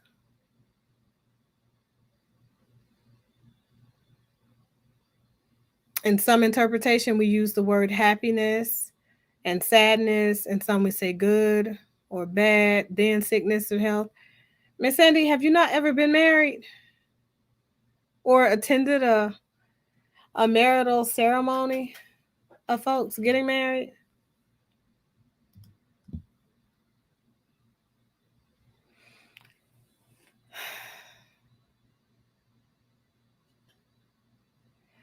Actually, yeah. You said I think she was proposed to more than that. Pardon my presence.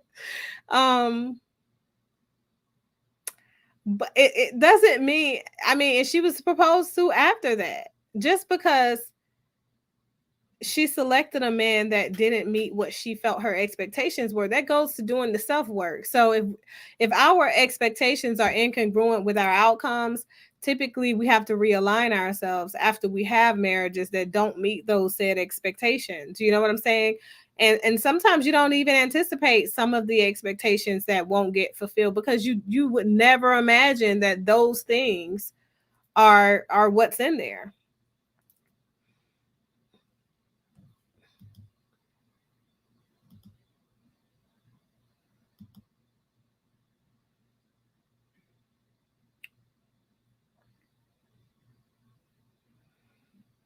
Exactly, Liz. And I think that interpretation has a lot to do with it. So when you're going through, I think that the problem is a lot of these folks have not been married. So especially if you've been married in a church, right? If you've been married in any church, in any religion, you know exactly what each vow means and you know how it applies based on the interpretation of your religious leader.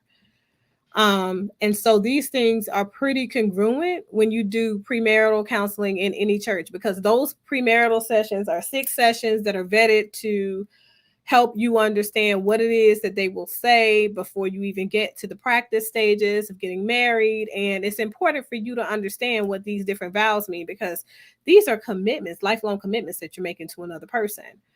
So if you're in that setting, you understand from that ordained minister, from that father, reverend father, whomever is responsible for marrying you, you know exactly which ones apply to sex and fidelity, happiness, love, fulfillment, congruence of self, and all of that good stuff. They explain all of these things to you because they're not there to set you up for failure. They're there to set you up for success. So even if you don't go to premarital counseling, per se, in the official capacity with a prepare enrich for facilitator, and that's on the marriage and family therapy part of things, or if you see a therapist or whoever you choose to do, in the official clinician part of things, if you're doing it from religious counsel part of things where they're officiating for your marriage, they require that. So they explain to you all of these different areas, which is what I think a lot of folks need, because I do feel like there is an abundance of people who are going to the courthouse.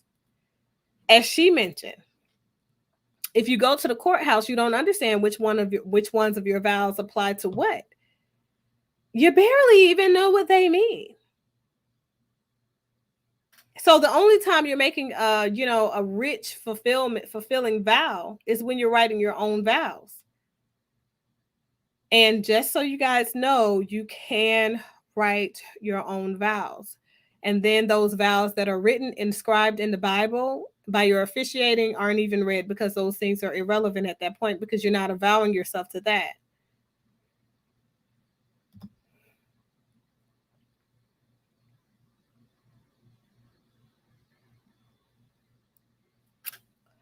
Love doesn't pay the bills. Love doesn't make everyone happy.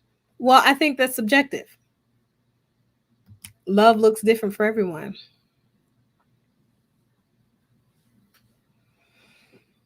Right, the time concept. I agree with that part, but he doesn't address the overarching issue, right? Because here's the thing, he says that if he wanted to get married, he'd buy a ring, blah, blah, blah. So here is the thing. You wouldn't know. How would she know if she was rested in her femininity and minding her business, allowing him to mind the business that minds him? It's not her job to be in his business. It's her job to be rested in her femininity and allowing him to be a man in the capacity in which he can. So not every man who is ready to get married buys a ring. I'm going to say that. I'm going to say that because I feel like that is a misconstrued idea. I've had several men in therapy where these misconceptualizations led to women leaving them. And they were like, oh, well, you're just saying that because blah, blah, blah. Mind you, I had been seeing them in therapy maybe 6 to 9 months at the time the woman left. And I could definitely say I was right by telling them this is something that's going to happen, because those men were expecting that the woman would be patient and she would wait because they had conversations about being married to the woman. And they knew that that was their intention. And I would constantly convey, no, in this generation, women are extremely materialistic. If after searching your apartment, she doesn't find a ring or a receipt where you're paying on a ring or something like that, she's out the door. But these guys are a different breed of man. So it just depends on the type of man that you're trying to be with. You know, if you're with a responsible man who is on top of his stuff and he's emotionally stable and he's congruent in his decisions and things like that, and he's talked to you about marriage, women, do not rush things. Allow them to take whatever time they need to get themselves calibrated, because you don't know. The man that she's with right now is a man who has been divorced before. So if a man has been divorced before, he has attachment trauma. Divorces cause attachment trauma. That's what it's called, period. If you have been divorced before, you have attachment trauma. So if a man is trying to get himself together so that he can be the best version of himself that he can be for a marriage that's healthy and stable and wise for you, allow him that space to do exactly what it is that he needs to do for himself before he steps off of a friggin' ledge and makes a commitment that he can't own up to. Women have got to learn to start being women. Okay, you cannot step into the role of a man because you feel like there is a certain length of time necessary for you to force this man into this space. The other thing is, I still feel like, you know, my personal feelings, my personal sentiments are that there are just too many women out here sexing every single person that they date. Dating equates to sex. That's just, I just don't understand. You're not getting to know them yet. You don't know anything about them yet. And my thing is, you will engage in sex with these folks before you have any type of disease stats in your hand. What are we doing? Like, do you not care about your physical health, your biological health? We're not even talking about the spiritual soul ties you're exchanging by engaging in sex with these people. But you know, it is what it is. I feel like we have to accept the fact that we are definitely in a time where people value less and less and less congruence of self, stability of self, and health and wellness. Period. Let me see.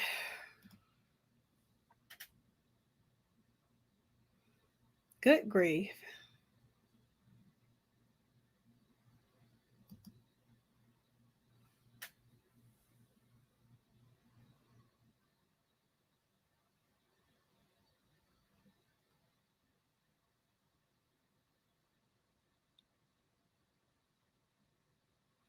You should draw the line wherever your expectations are.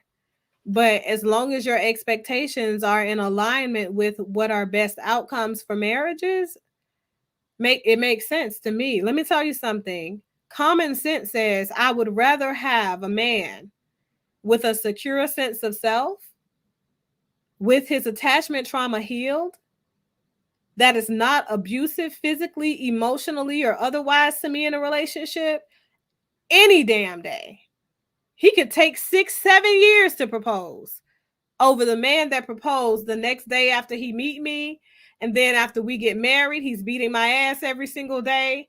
He's taking all of my damn money. He's abusing our kids once we have children. All of this good stuff. Let me tell you something. Let these men take their time. Let them take whatever time they need, because the time they need could possibly be what's needed for you to have a stable partner. It could be. Anything worth having is worth waiting for. A woman in waiting is more valuable than a woman jumping everywhere and rushing everything.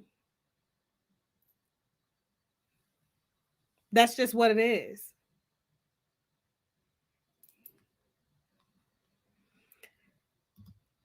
Let's see.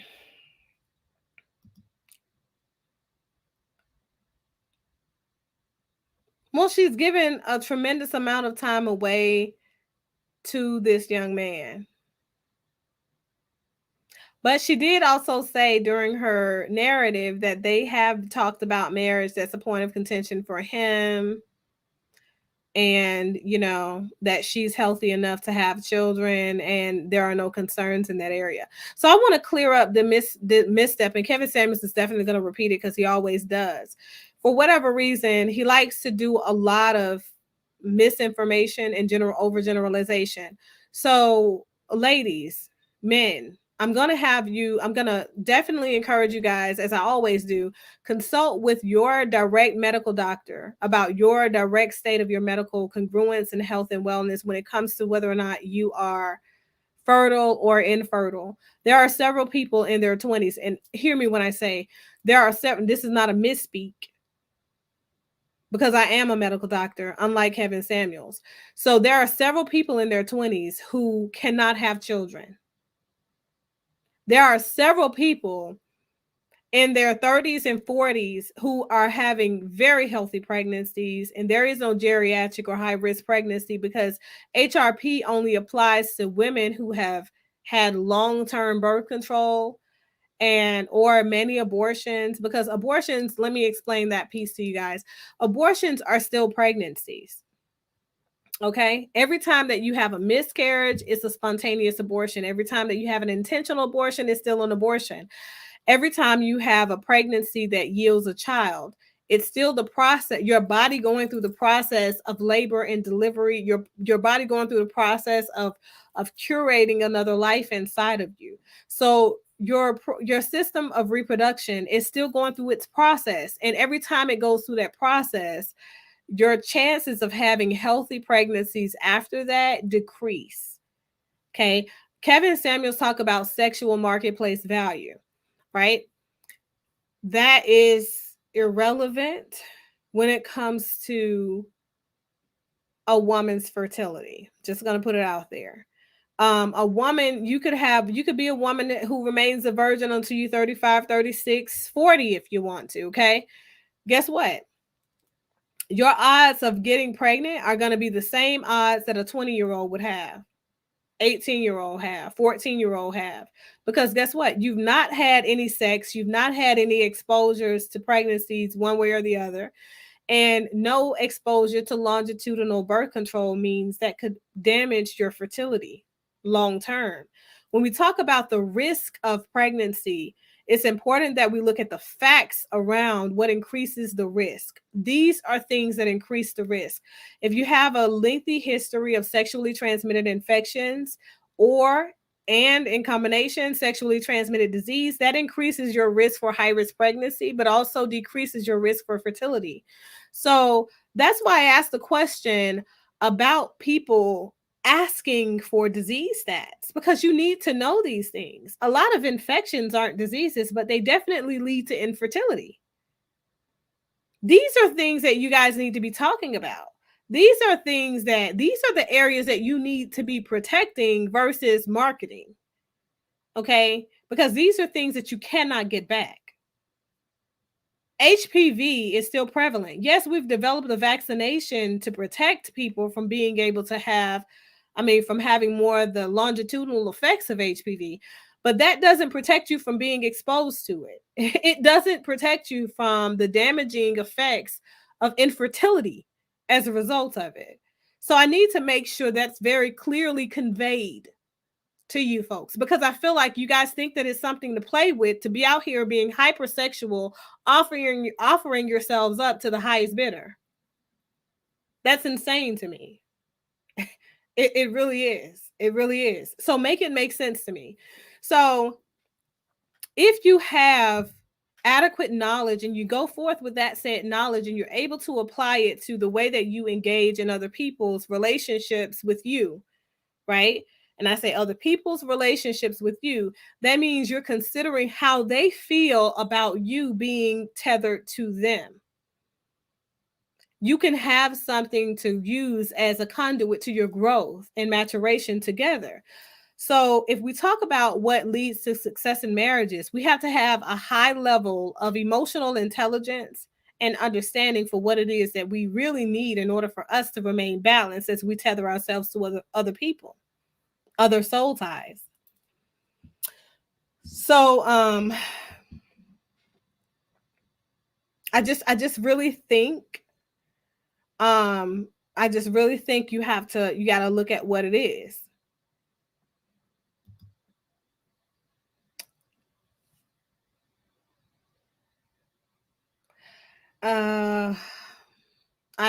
I agree to some extent. That's definitely where this generation is going, but I do feel like the vast majority of folks that are definitely valuing worth having in a relationship, they're not those folks. So you have to ask yourself, what type of partner am I willing to attach myself to?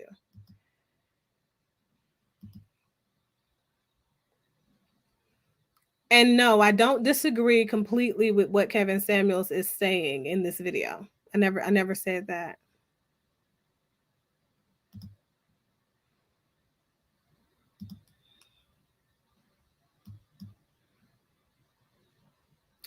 There are several scientific options to having a child, even if it means hiring. Yeah, there are. That's for those who run out of those options, and I feel like there are so many people, you got some folks who can't have babies and you got some that can.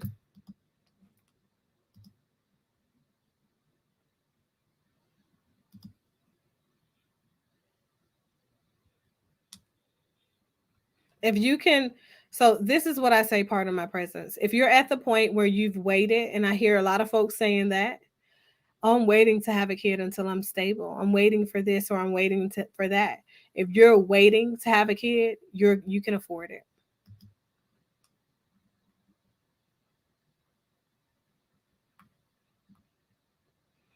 Actually, Mike, that's not true. In the vast majority of folks, because we talked about that yesterday. I mean, was it day before? Because I was sick yesterday. So in having that discussion, the reality is there are more people, young people between the ages of 20 and 35 right now than there are any other age group of people. That's women and men, because there was an influx at some point of people having so many babies, right? Mm-hmm. And you had a lot of men who were procreating with several different women, especially we talk about in the 80s, when men really got their footing underneath themselves, Black men, and they started to move away from just doing the traditional family thing and doing multiple family things or whatever. The black folks multiplied tremendously during this time. Okay, between the 80s and 90s. It's beyond the baby boomer area. So we call it the second coming of the baby booming. So if you really look at it, there are so many more people in this generation that there are several options, and that's why I tell folks, like, all the time, if there is a misconceptualization that there's not an abundance of potential suitors for folks. Women, there are lots of men out here. Men, there are lots of women out here. Whatever it is that you've conditioned yourself to believe, essentially, when you talk about whether or not there are available partners out there for you, doesn't mean none of that stuff is real. The question is, can you get what you need in a partner from your available options? Your options can be abundant and you still not a single person out of 1 million people who fit the energy that you need in order for you to remain congruent. So I think that the answer is for folks to start doing more deeper seated reflections that allow them to make sense of the dating process. So when Kevin Samuel says that women are not picking wisely, I totally agree. What do you mean? I'm not saying that he's lying. What I'm saying is his arguments as to what the solution is, it doesn't make sense. Because the reality is, you don't just go and jump in a marriage without knowing a person, knowing whether or not a person is a potential good fit for you, and expect for positive outcomes. Because you're just going to become another statistic. Exactly. You're just going to be divorced within a year or two of being married. You're not going to make it to the phase where, yeah, you're not going to make it to the phase where you're staying out that 8-year course making babies, because you're not going to want to make babies with that other person. If you're marrying people off of aesthetics alone, which he directly conflicted his normal argument in this video. He's normally talking about women need to look a certain way in order to be wifed up, and men need to make a certain amount of money. The realities are, these are unwise choices when it comes to expectations and boundaries of a relationship, because money is not something that is going to be permanent. Okay, we can't say that the financial component is going to be a permanent component. Okay, a stable component in a relationship. So there.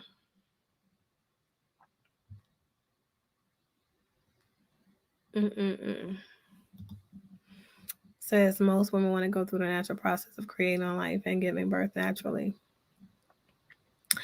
I think that you will find that if you ask Gabrielle Union and a lot of these young women, the vast majority of these young women, that's a lie.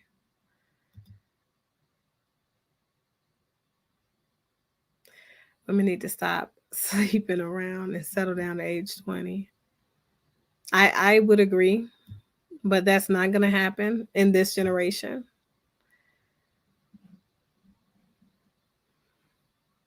I mean, I think that you should do whatever is sensible for you. I think that all men should date younger, though, because women mature at a rate of 10 to 15 years ahead of men. So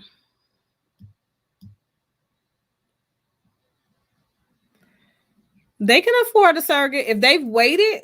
If they've waited and they've gotten all these bags and things like that. Oh, they can afford it. I think that men and women date for different reasons. I think that in this generation, there are a lot of incongruences.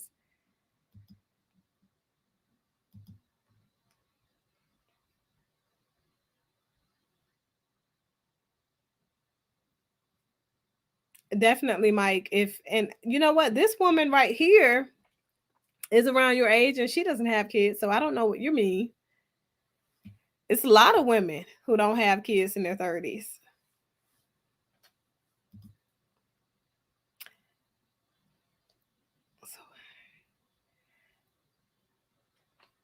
Yeah, if I was in a marrying age, and matter of fact, I mean, you could say what I would consider broke. My first marriage, we were young, we were kids. So, I mean, if you're supposed to be marrying until your intimate partner dies, you're supposed to be willing to build with them. So I do agree that, you're supposed to marry young. And even when you become a widow, I think that you should still move forward and have a high level of expectation of congruence with your expectations. You know what I'm saying? So I feel like you should expect the man to meet whatever expectations you have of a relationship being successful.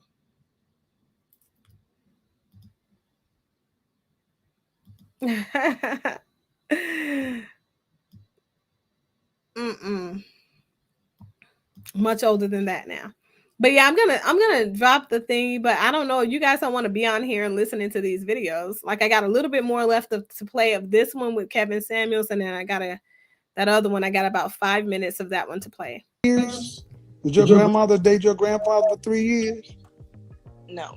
No. So why don't we just rewind and say, you know what? I may not like the way you said it, Kevin, but even based upon what I'm saying, we don't know how to date, because if I use myself as an example, you're the very woman I'm talking about. Successful, college educated, and all this other stuff. 6 figures, happy, but no closer to marriage today than you were 4 years ago. And you still in a relationship with somebody who ain't put a ring on your finger in 4 years? He ain't got the problem, you do. I don't know if it's that simple. It is that simple. You should leave. If you want to be married, why are you with somebody who ain't put a ring on your finger in 4 years? Well, actually, I'm in the process of kind of just pouring in my own cup until, you know, it play out. So again, folks, this is why I say women don't know how to pick men.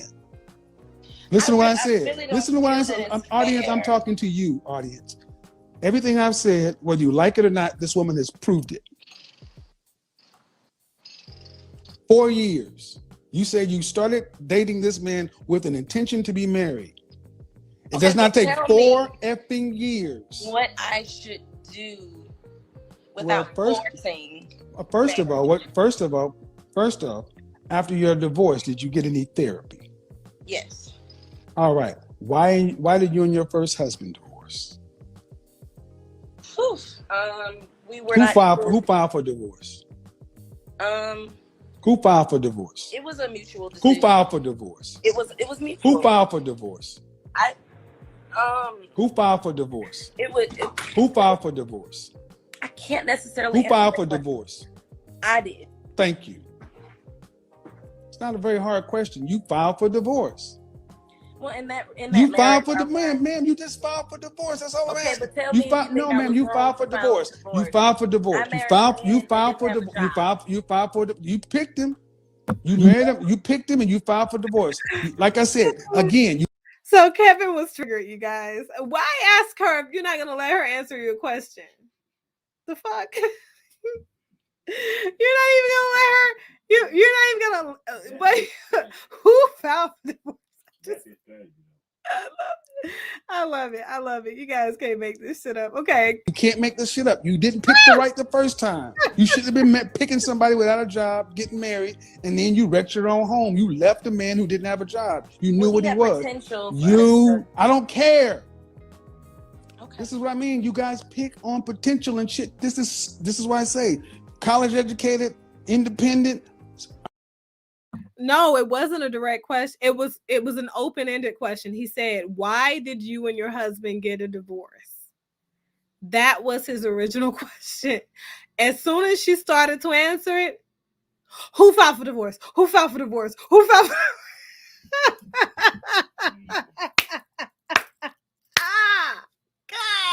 I love it.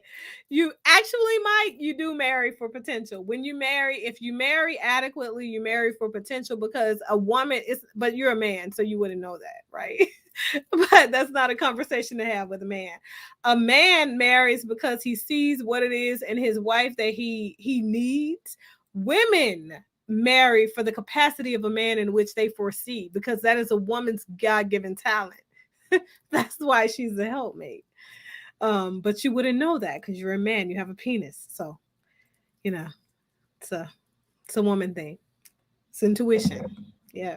Earner making these kind of decisions, you'd be better off if a man would be able to direct you. But this is the first go around. You said you had therapy. If you've had therapy, then that means you should, if you work the process, you should be making better decisions afterwards. And now you're in a relationship of 4 years and you still ain't married. The only common denominator in all this chaos is you. The man doesn't want to marry you.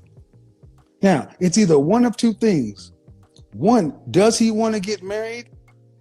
Are you a wife? Because it's been my experience, a marrying man, a man who wants to get married, they snap women up who are wives like this. Women who are truly wives, men rush to pull them off the market. Trust and believe, I've been proposed to several times. I feel the same. That did not make your case any better. I mean, I feel that when a man knows what he wants, he doesn't. That didn't make it any better, man. That made it absolutely worse. But if that's the case, then you should know better. And why are you with somebody for 4 years if you've seen that? See, So that's you my don't think point. it's a little bit different that we both Nope. gone through divorce? Nope. went through a bad I don't. experience? Nope. I don't think it's that. I think it's the fact of the matter is he probably hit your spot the right way, and you making something try to work that ain't meant to work. Fair enough.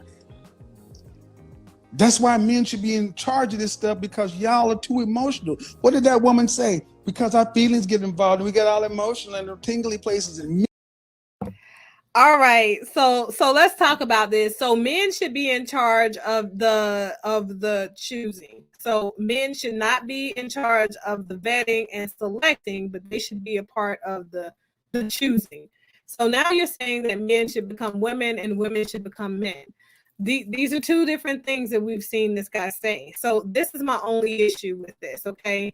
So here's the reality, people. Women have to do a better job at governing themselves, because I do feel like women are not, and the modern woman has not been trained, has not been cultivated, has not been molded to be a wife. She's not.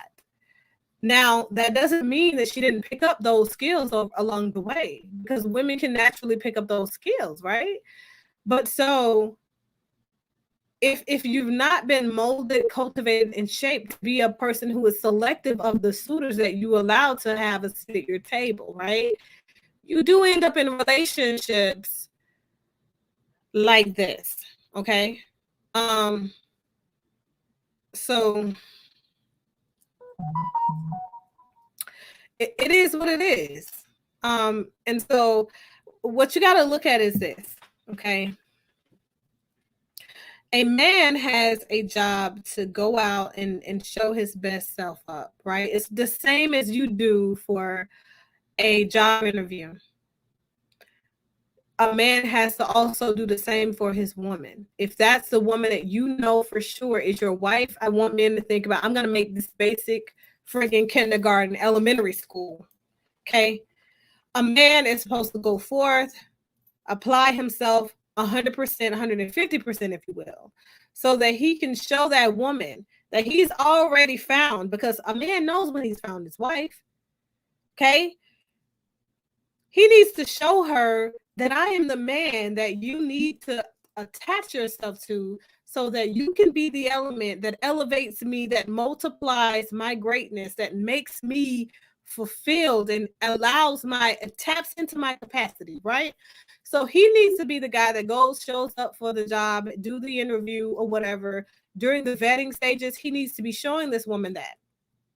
Then she needs to be selective based on what he's shown her, because it's possible that he could have misstepped, okay? Because a lot of us women might look very similar, you know?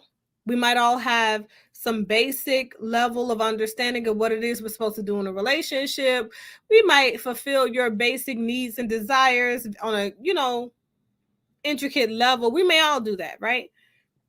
But you don't resonate with our spirit, because there is something in you that's still incomplete, that doesn't align quite right with ours, because we're the piece of the puzzle that has to be in perfect alignment.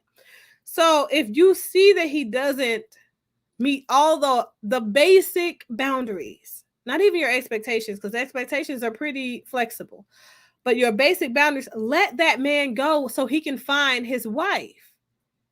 If this happens, women will not waste so much time, of your own time especially, but also the other man's time, right? All of these different men, like you, this man, the other guy, you're wasting all of their time because you don't have your shit together. Like, these are things that women do have to have congruent. I will say that, but it's definitely not, the solution is not to allow men to be women, to seat themselves in that feminine, and it's just not, that's not the solution.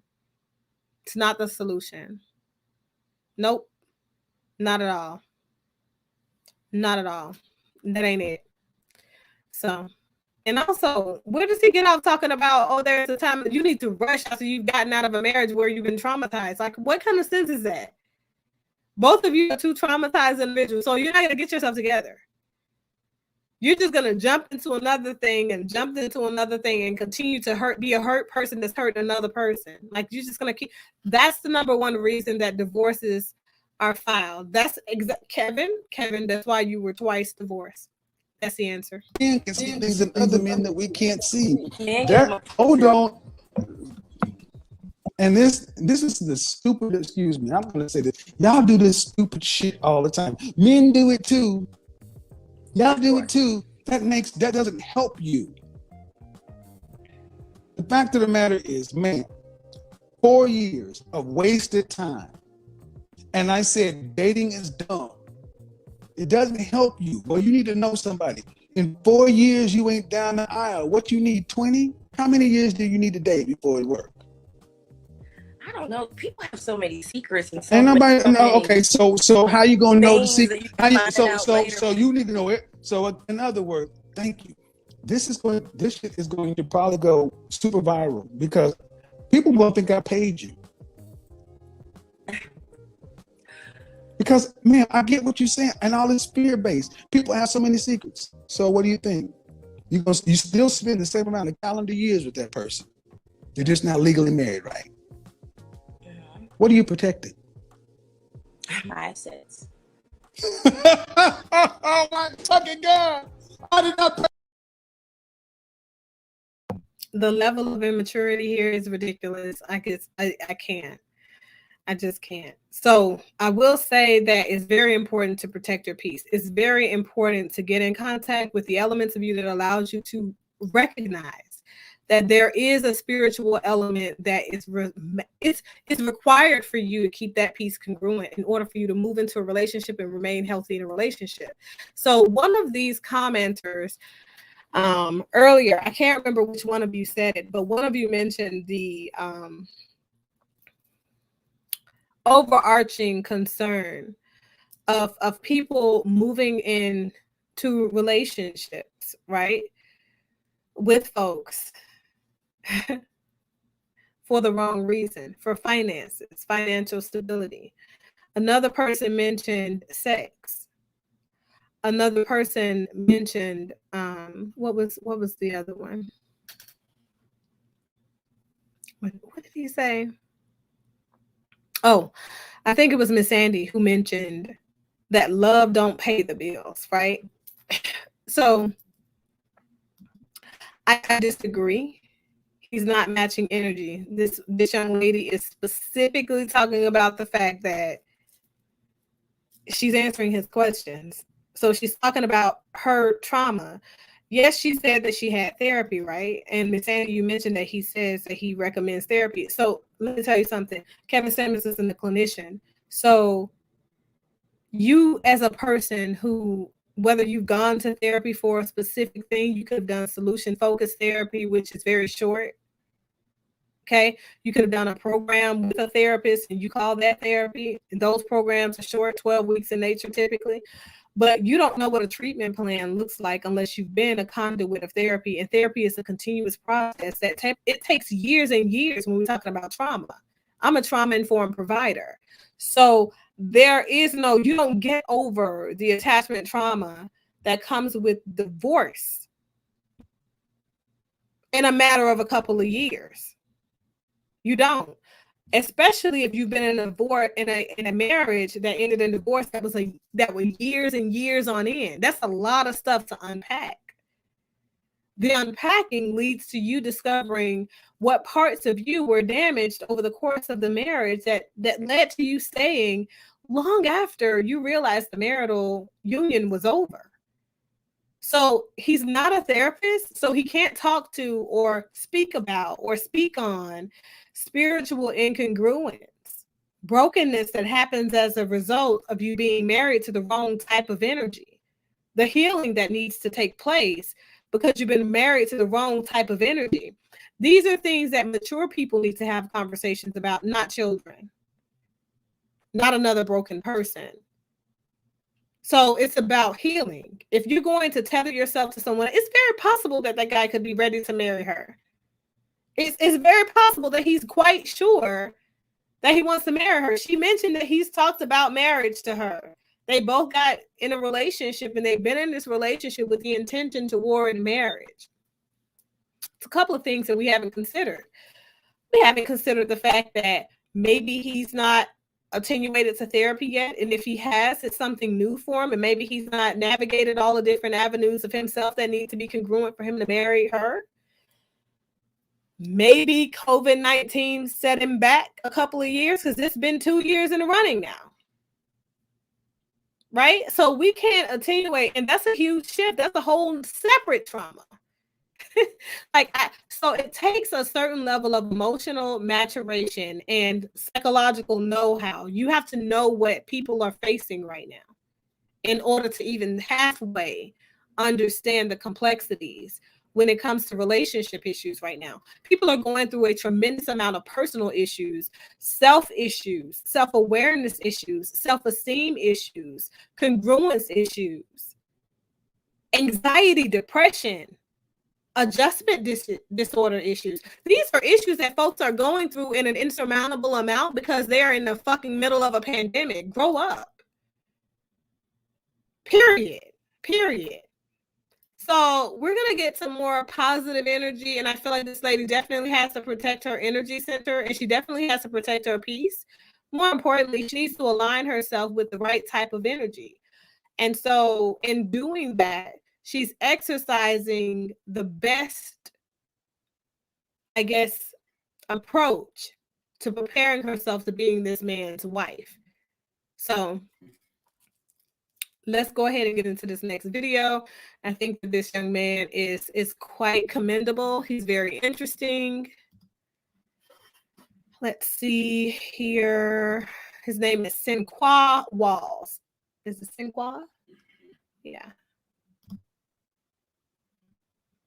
Situation like that, because you got to imagine, like, for my character Caleb, he was gone in the military for the last 5 years. He and his brother have a broken relationship. Okay, one sec. He's talking about his role in Power right now, and like I told you guys, I've never watched the show, don't know much about the show, but yeah. Where they really didn't talk. It would be an exchange of email here, a text there, and then that was about it. Are you justifying this? No, I'm just curious. I'm really just curious on what's the statute of limitations of when it's maybe okay. Like, do you get to co-sign first? Do you ask for permission? Or if you don't know, then is that the time to go and say, like, listen, this is what happened. That's your brother, though. Yeah. And he had just broken up not even a year ago, right? Like a year ago or something. I mean, they tell me you smash your brother's ex, but they ain't never smash another guy's girl. No, personally, Sinqua wouldn't do it. You know what I mean? Like, Caleb, you know, trying to make justification for the character. Got you. But Sinqua would be like, listen, with all due respect, you did it, my brother. It is what it is. I wish you love and happiness, but it's not gonna come on this end. So in real life, in trying to justify Caleb's actions in resort to love, so do you think that is okay? Like, he was, like you said, gone in the military. They had a broken relationship. He's marrying, your brother's marrying someone else. So he's in a whole new situation. Yeah. Is that okay? It's tricky. I think love is a crazy thing. You know, at the end of the day, I always gotta try to justify Caleb. So it's like, love is a crazy thing, and I wonder if you love someone, you can have that honest conversation with your brother who wants you to be happy as much as you want them to be happy. Then maybe you can try to find a way to salvage it. Do you believe in love at first sight? I believe in lust at first sight. Oh, of course. I believe in lust at first sight. Yeah. I mean, I don't know. So no. I love the directionality of this conversation. So go ahead, take a listen. To love, but yes to lust at I first think you can be infatuated. I think you can be very intrigued and interested, but it's always coming from the physical first, and then it builds to the mental and everything else. I think even when you say love at first sight, I love the way you look physically, maybe at first sight, but not no mental and emotional connection. Sometimes you don't feel like somebody is so, like, you're so drawn to them that it's unusual, and it's not just looks. A connection, right? A wave, you can catch those waves, and then that creates a bigger intrigue, and then you see what it, you know. It only takes, what is it? The book Blink. It only takes about 30 seconds for you. We just had Malcolm on yesterday. And that's some book that I really this read. morning, like, actually. The intuition that you already have. If you feel that there's something to it, that could be a little bit more. Well, that's what energy is, right? That's what I always tell people, get out of these. Right. Because when you disconnect from those and just connect to the universe, connect to nature, you'll get those signs. You'll feel that energy. It's true, because like we were talking in the car on the way here, I always had, I had to talk and meditate before we got here. That's right. Because, when schedules are running crazy, you got to find that time. You got to make that time to really just like ground yourself and reconnect. I'm really big on that. And I try to modulate my electronic interaction, because I think sometimes that's the most draining energy, is when you're constantly getting those waves coming at you. That's why you got to get out of Brooklyn, man. You got to get out of Brooklyn. Get Hey, somewhere. listen, Brooklyn, I give me some green. Yeah, hold on. Let's back up. Nah, you said you like grounding. That means you got to take your shoes off and walk in some grass. There's grass in Brooklyn. Where are you wearing? Jersey? Where are we talking about? Okay, so that's that part, right? And this is a great interview. If you guys want to check it out, it aired 5 days ago. There is a new release. He's in a movie that is coming out next year. Right now he's talking about his work and that sitcom thing. I've not seen Power. I won't see.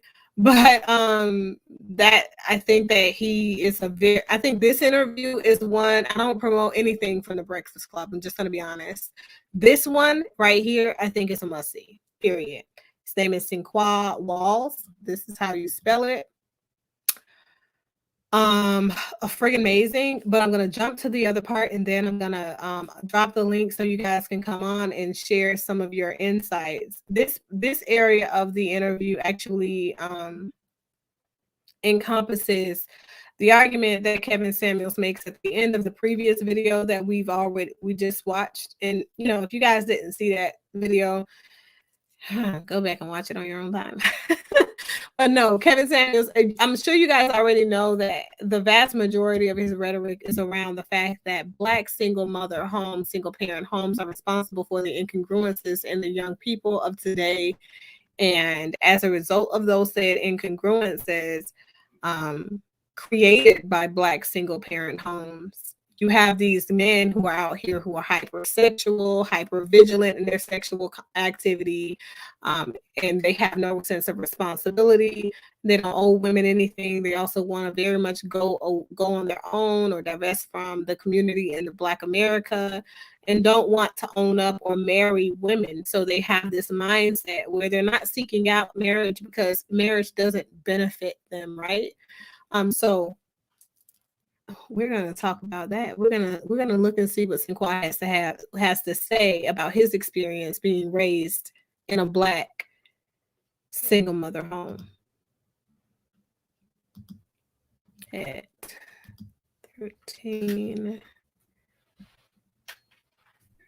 I'll start here. And you want to be competitive about that. I saw in essence that your mom, you credit your mom for making it her purpose to raise a confident chocolate man. Those facts. Her words. Yeah. Your words. Yeah. What things did she instill in you? My mom always made me comfortable in my own skin. I think, unfortunately at times when we grow up in the Black community, you have people that deal with colorism. And there's an idea of like complexions that can be more favorable and complexions that cannot. But my mom was always emphatic about the fact that you are enough, you are beautiful, you are handsome, you are strong, you are intelligent. Mm-hmm. All of these things, these are lessons that I didn't realize I was getting at the time because I would hear it and then I never really ingested it. And then as I got older and was able to see the things that I was encountering in society, I was so glad that I had that foundation instilled in me. And that was just her consistency. And I always try to say, like, I actually sent the article to my mom. I was like, this is for you. And she was like, oh, thanks, the whole thing. But she did it sometimes with love and grace, and sometimes she did it very aggressively. Wow. Like if she felt like my confidence was waning, that's when she turned up. Yeah, but if I was already in a steady place, then she was very soft. What did turning up look like? Like, you be happy to be dark skinned. These light skinned niggas ain't even well done. She'd say stuff like that, and then she would literally be like, you see Michael Jordan? You see Wesley Snipes? That's right. That is you. You well done. That is you. And then she would be like, get out of my room. Like she called me in there, Stop cussed me acting like out. a bitch. Like, yeah, she would say stuff like Damn. that. And then she'd be like, now get out of here. Don't be great. And it's like, I don't know how to take this, but over time, I appreciate it. And like I always say, like, I was raised predominantly with my mom, my grandmother, but my mother was mom and dad. She did a phenomenal job, and I'm so grateful. And I'm so grateful that now as I continue to progress as an adult and as a man, I see more of the lessons and I can kind of laugh at them. Because I remember my mom used to always say, this one quote she would say when she first would drop me off of school, she said, you're always on display, you're always being watched. So don't fuck up, now get out the car. Like this is what she would say. And then she said, what else did she say? She said, if you don't stand for something, you'll fall for anything. And then my grandmother always said, regardless of color, regardless of race, regardless of gender, she would always say, if they fuck with you, fuck with them. And if they don't fuck with you, fuck them. Word. Ooh, that's hard. That's a good one. That's hard. She said, I don't care about anything else. But she was like, People are people, and it's about who embraces you and who encounters you. And then after that, if they don't do that, get rid of them. It's a good bio for Twitter. Right. Yeah. Right. I know we mentioned it earlier, but what is the relationship with your father like? It's building. You know, at the end of the day, like my father is a very, very good human being, and you know, circumstances. Essentially, when you grow up, sometimes you don't always have the same connection. And we've really committed now to both of us doing the work to build a stronger relationship. So we talk, like, interesting enough, like Netflix is sending us all posters. It's like a celebration and congratulations. And if he sees this interview before that poster arrives, he's someone that I sent that poster to as well. So he can also have it in his like wall and everything like that. He's a good brother, man. He's a good person, hardworking, really instilled a lot of lessons. Like I think my mom gave me a lot of confidence, and my father taught me how to be a fiscally responsible individual, how to be more penny wise, like be very, pound wise and not penny foolish. Is that how it goes? I don't know.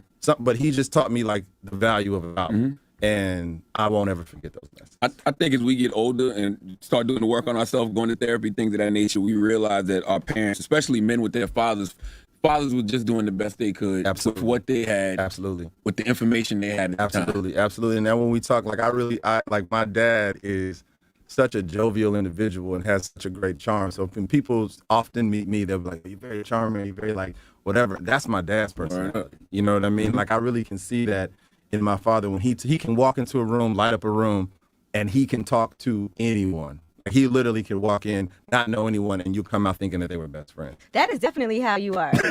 No, seriously, because I met you previously because you're friends with Notoria, and then I met you at her house when we had her birthday party, you know, for her. And you're like, come on, let's roll. And honestly, like you've done a lot of great things, like even showing up for, you know, movie screenings, right, for people that, you know, are in their first movie. Things like that mean a lot to people, and especially in this business where they see you come in and you've been Don Cornelius. You too, though. Like I really will say, like what I really appreciate, what you know, you've worked with her for years, is like your level of authenticity. So it made it very organic. It made it a safe space for me to be like, yo, like I'll pull up too, like let's roll. And we beat y'all at Taboo. We had the men versus women at Taboo, and see, sometimes Angela lies. Slaughtered in Taboo, but she didn't even play though.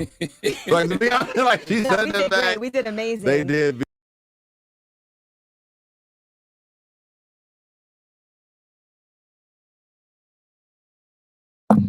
All right. So for those of you who wanted the link, if you guys have any segments or parts of the show in which you disagree with, or you want to just come on and share your experiences, I've dropped the link for the remaining 20 minutes or so of the show.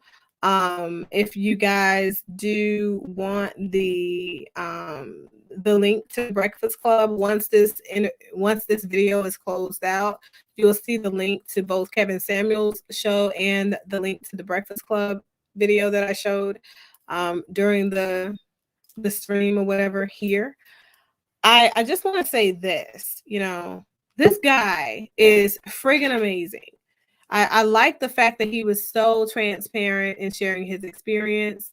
I like the fact that he's a representation of Black excellence. And I appreciate his appreciation of his parents and their disposition, whatever that looked like as he was coming up. And the fact that he wasn't judgmental of what his parents' journey looked like being separated, but also the fact that he was able to capitalize on the fact that, yeah, I came from a single mother led home, but it doesn't define me. It also doesn't define the congruence that I have with my father. And he's able to take that, okay, these are elements of my father, because the reality is you don't have to be directly connected or in a household with your father in order for him to imprint you with components of his personality. That genuine love and affect has to be there, however, of your mother for your father while you are in utero. And that respect, that mutual respect has to be there. So I just had to share that because I felt like that was just an amazing admission of his journey. And I like the fact that he's giving back and he's paying homage to people who are coming up in the industry behind him and trying to promote them as well. So welcome, part of my presence. What's going on? Can you hear me well? Sure. Can you guys hear him good? There's no echo or feedback? It was a little bit of an echo at first, and now it's gone. So I want to add something. That guy's an actor, right? yeah, he's an actor. So He we don't did. know if we He don't know did if he's still in character. You said what happened? So we don't know if he's still in character then. No, actually, his interview, that the part that Charlemagne was talking about is before he got his footing under him, and they did an interview and they ended up publishing it in Essence magazine. He referenced his interview then. So that was before he became the guy that he is now, the prevalent feature that he is now. So now they're talking about old interviews that he did, and he was just basically sharing insights about his experience as a young person coming up. And then they go on to share their insights and, you know, pay homage to Chadwick Boseman and his exit and stuff like that. So that's pretty much what it was about. The reason why I say that is because, especially when it comes to interviews that are being watched by millions of people, for actors, it's easy for them to play a character, and it's self-serving for him to give answers that are going to be seen as either acceptable or seen as positive. It may not be who he is as a person truly, right? Because we don't know him on a personal level, but this is the impression that he wants to give out there, right? So we don't know for sure. But I will say, to your point, you don't have to have both your father and your mother living in the same household to get the exposure you need to be a well-rounded individual. I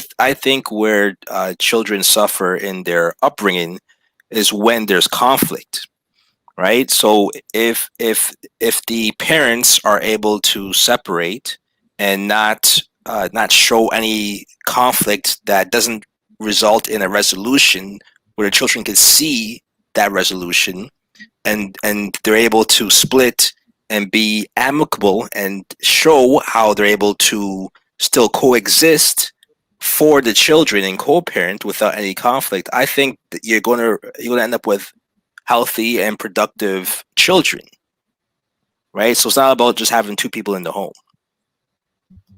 Right. I just said that. But to speak to Miss Sandy's comment.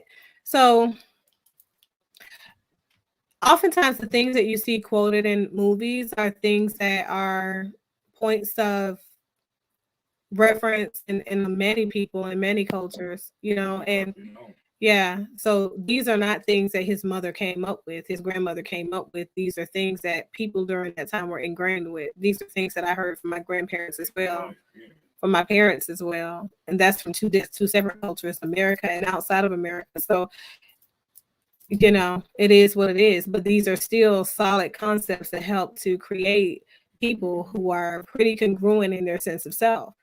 I think that he was definitely being authentic, to go to Pardon My Presence comment about him being in character for his interview on the Breakfast Club. I think that he said a couple of things that are congruent with the fact that several folks that are in the limelight, they struggle with what to say and what not to say. But when you are a person who has benefited from therapy, there are certain things that you ascribe to and certain things that you promote. And those are the things that he spoke to, because it's really important for us to take away from the spiritual energy that we commit to these cell phones constantly all the time, and give some time for self-reflection and meditating and congruence of self. So I don't think that he was lying. I don't think that he was being disingenuous at all. I think that he was just sharing his experience. He had two parents that weren't together. He didn't have to share the fact that he was raised primarily by a grandmother and a mother. I'm sure he has tons of family members out there and people that went to school with him out there that can attest differently. They had over 1 million comments. Nobody commented different to that. It's been up for 6 days. And is he of the LGBT community? Because they had that flag purposely in the background for everyone to see. They do that often. Yeah, but no, he isn't. He's a straight male. So he talks about his relationships and his ideas on relationships also toward the end of the video. Okay. I want to challenge you on the whole Kevin Samuels take that you had. I felt it lacked some context as far as what Kevin Samuels was saying. When it comes to his statement that dating doesn't work, he's referring to dating without purpose, which is what most people are doing in today's standards. No one puts a timeline on whether or not they're looking to get married. No one even considers even dating for the purpose of getting married, right? So the what he was mentioning is that when you end up in a situation where you're just dating to have fun and dating for new experiences, you build these attachments with people that may not necessarily be people that you want in your life long term, whether it's through sex, whether it's through comfortability. And then you end up in a situation where it's hard to leave a toxic, potentially toxic person, or hard to leave someone that was never meant to blossom into a full-blown relationship with meaning. And then you get caught up. And this is where you have children out of wedlock, or you have what you call a baby mama or baby daddy situations. And you get into these split families or dissected families, right? But what he's saying is that in the olden times, people didn't just date for the purpose of having fun.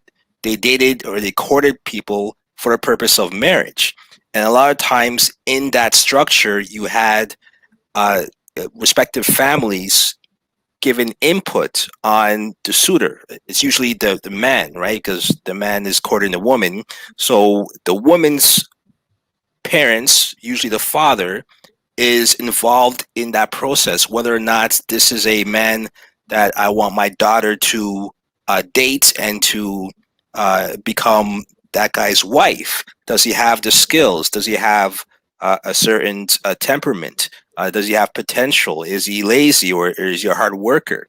And those are the things that a person who's not connected to that guy sexually, that's not influenced by his charm or his presence or his smell, whatever the woman might be influenced by, that magic, the father wouldn't be. So the father is able to see the man for what he is with sober eyes, which is why it's important to have that additional input to inform the woman, hey, this may not be the person that's for you, or this may be the person for you, and I agree for you to go ahead and be courted by this man. So I think he's saying that is what's missing from today's dating scene. No one has that structure to guide women the right way, and we see the results of it. So I think that's what he was trying to say. I already said that, though. That was in my message, and it's in several of the messages that I've already put out on the channel. So that I didn't hear you say that today. Well, you probably need to rewind and go back to the beginning of the message. So the part of Kevin Samuels' rhetoric that I disagreed with is his idea of fixing the problem in the here and now that we're faced with. The fact that women do not know how to properly select a suitor is to position those women in the position of men and to position the men in the position of women. So these are the banners that are already the pre-populated banners for the show. Okay, what do you mean by men are in the position of women? We already had these already selected, time wasted by women in relationships, dating with men. So these are the different talking points for the show. So the question was, does it not work? What is a reasonable solution? So the argument is not that dating works. What is happening right now works. So that's not the argument. I think that the clear part we can see is that the dating in modern day society doesn't work. We can see that. A blind man can see that. What is a reasonable solution is not to throw people out here to become another statistic and to say that don't date. It means come up with reasonable dating expectations so that you can find a potential suitor that is in congruence with what it is that you know that you need to remain your best version of yourself in a relationship. That's for men and women. Men and women have innate boundaries. That's why I asked the question to Trey earlier at the beginning of the show. Okay, but in respect to Kevin Samuels, he never said don't date. His message in that video and other videos is date with a purpose. No. In this video, he said don't date. He said married in 3 to 6 months. That's what he said. How do you do that? Yeah. Don't date without a purpose. He said don't date, period. Get married in 6 months. He said it's not working. Stop dating. Just marry somebody. It doesn't take you. What do you need to know? You don't need to know anything. Yeah, he said it shouldn't take you any time to date somebody. You shouldn't have to date somebody to get to know them. He said you get to know a person after you move in with them, after you've lived with them for some time. Okay, but he's using that as an extreme example of the fact that the opposite, which is what women are doing today, which is I have to date someone for 2 years before I get to know them. What he's pointing out is that in the extreme example, you don't need to know someone for 4 years. You could actually meet someone for a couple of weeks, and if you are taking your marriage vows seriously, then you work with your partner. So what are your marriage vows then becomes a question. Well, the marriage vows, through sickness and health, for better, for worse, death do us part. No. In other words, the idea is that if you are agreeing to get married, that you're in it for a long haul and you're in it to work with your partner for one common goal. Not how long you're vowing yourself. That doesn't have anything to do with what your vows are. The vast majority of people that are tethering themselves to marriage right now, 70% of people who get married right now in the last 5 years, to be more specific, have written their own vows. So they don't have any ascribed vows that are read to them, because we don't read them as an officiating if they've already written their own vows. Because that's part of the problem, because you can't take a traditional act, which is marriage, and flip it and make it modern with modern vows. Well, to be honest with you, if we had to go pre-Christianity, all of the vows were written by the chief, if you were Native American, by your leader of your culture or tribe, if you were not, if you were African, by the leader of your kingship, if you were people who were, serving the crown. These are the folks who ascribed the marital vows. Yeah, I won't detest that. It was a very personal experience. So if anything, we're going back to the basic components of spirituality. We're not trying to make everybody fit or ascribe to a Christian principle that doesn't apply across the board to everyone. But if we go back to that period of time, what were the vows? They're probably different vows. Well, they're probably more in line with duty. Well, so everything that you avow yourself with is a commitment and therefore a duty, right? So you have a duty to honor what it is that your word ascribes and tells you that you're going to do, because you're the person that determined what it is that you were going to do for the said commitment. So following or honoring your commitments is something that people have a problem with. The problem has nothing to do with people getting married. It has something to do with people not getting to know who they are and their becoming. So if you don't know who you are, if you don't know what your needs are, then you are not going to honor any vows, because you don't have anything to tell a person to vow themselves to for you. So that's the problem. So it's about seeing what the issue is underneath it all. The surface stuff is easy. We can identify that. So you're brain rocket science to figure that out. So your stance is that marriages are failing because people don't know themselves. People do not know themselves, so therefore they don't know what to expect out of a partner. They don't know how to solidify healthy boundaries. Knowing self comes with setting healthy boundaries. You can't set healthy boundaries if you don't know who you are and what you need. But not knowing yourself, is that a new phenomenon?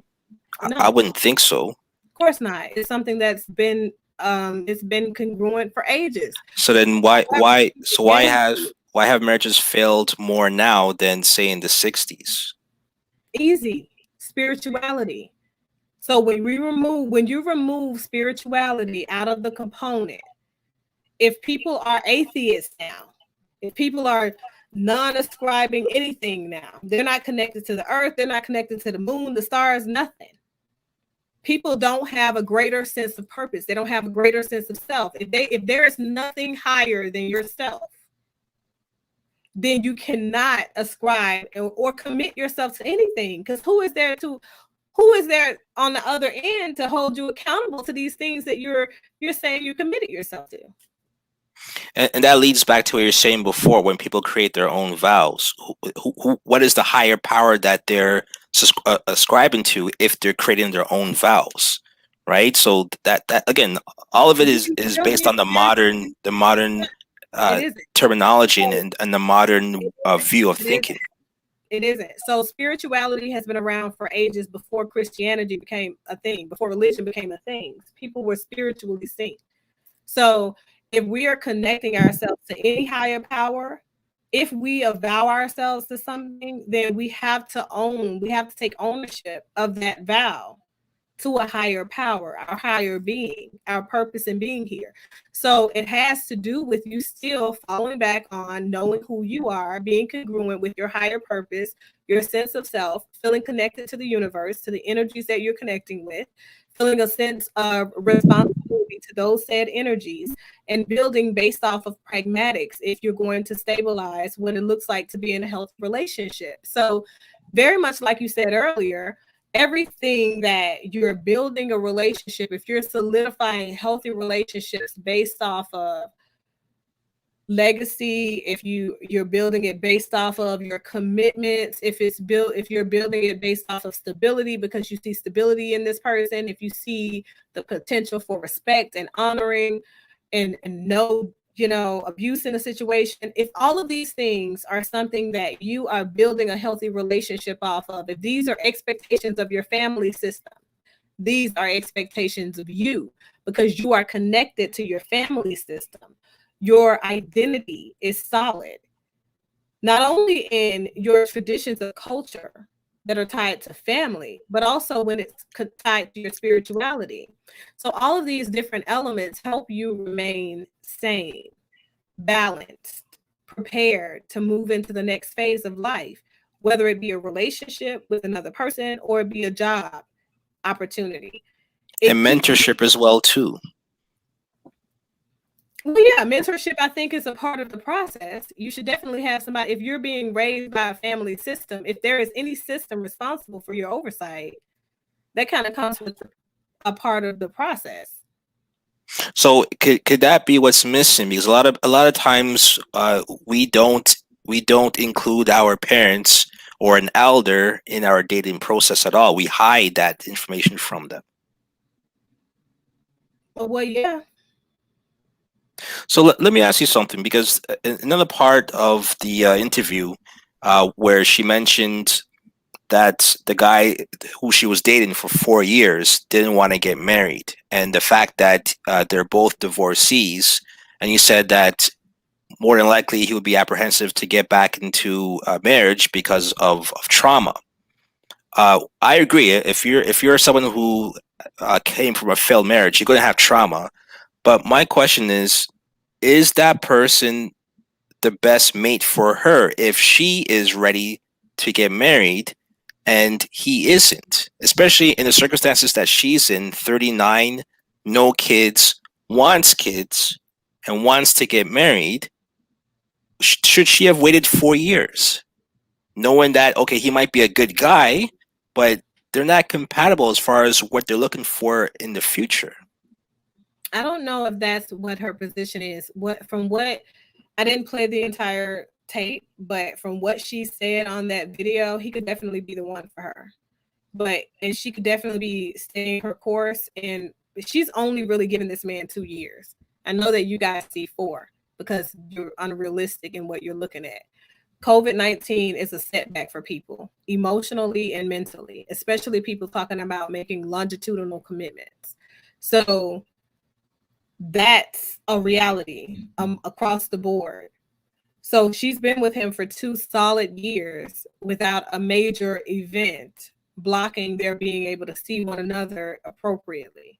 So I'm pretty sure that 2 years may not be enough time for him to calibrate himself following whatever his divorce may have entailed if he's just now entering therapy. So from a therapist lens, he may be a great fit for her. He's mentioned to her that he wants to marry her. Now, if she was with somebody that was saying, like our relationship topic on Monday's show, the guy was ignoring every attempt for the, at marriage conversation and stuff like that, then I would probably agree. Maybe he's not the right fit because obviously he doesn't want to get married, but he's already voiced, he's had a conversation that, hey, my intent is to marry you. I would like to marry you. Women have to be seated in a position where they understand that their position is to be the woman in waiting anyway. So if that is his position, he's made that very clear. Wait it out, figure out what comes. We don't know the other factors around their situation. And when she got ready to explain, he cut her off. So we will never know these things. Well, from a man's point of view, we know deep down inside whether we want to marry a woman, whether it's tomorrow, whether it's in a year or two. We know, but we usually that clear. So the man has made that clear in the scenario. So the man has said, "I want to marry you," to her. But here's the thing. You mentioned COVID being a setback. I have to disagree because I think what COVID did was either expose a bad relationship or it brought people closer together if it was a good relationship, because it's someone that you can rely on. It's someone that, because you're not able to meet new people, you have to come into reconciliation with the people that are in your life. So in the cases of COVID, if you're locked down and you were someone that you truly care about and you mesh well, it will actually bring you closer together. So I wouldn't call it a setback if what she said and what you're saying is that they're in a good relationship. I would say I would bring them closer together. And for people who have been for the emotional congruence in their relationship. I mean for people's position in life. So the suicide numbers tell us that it's a setback.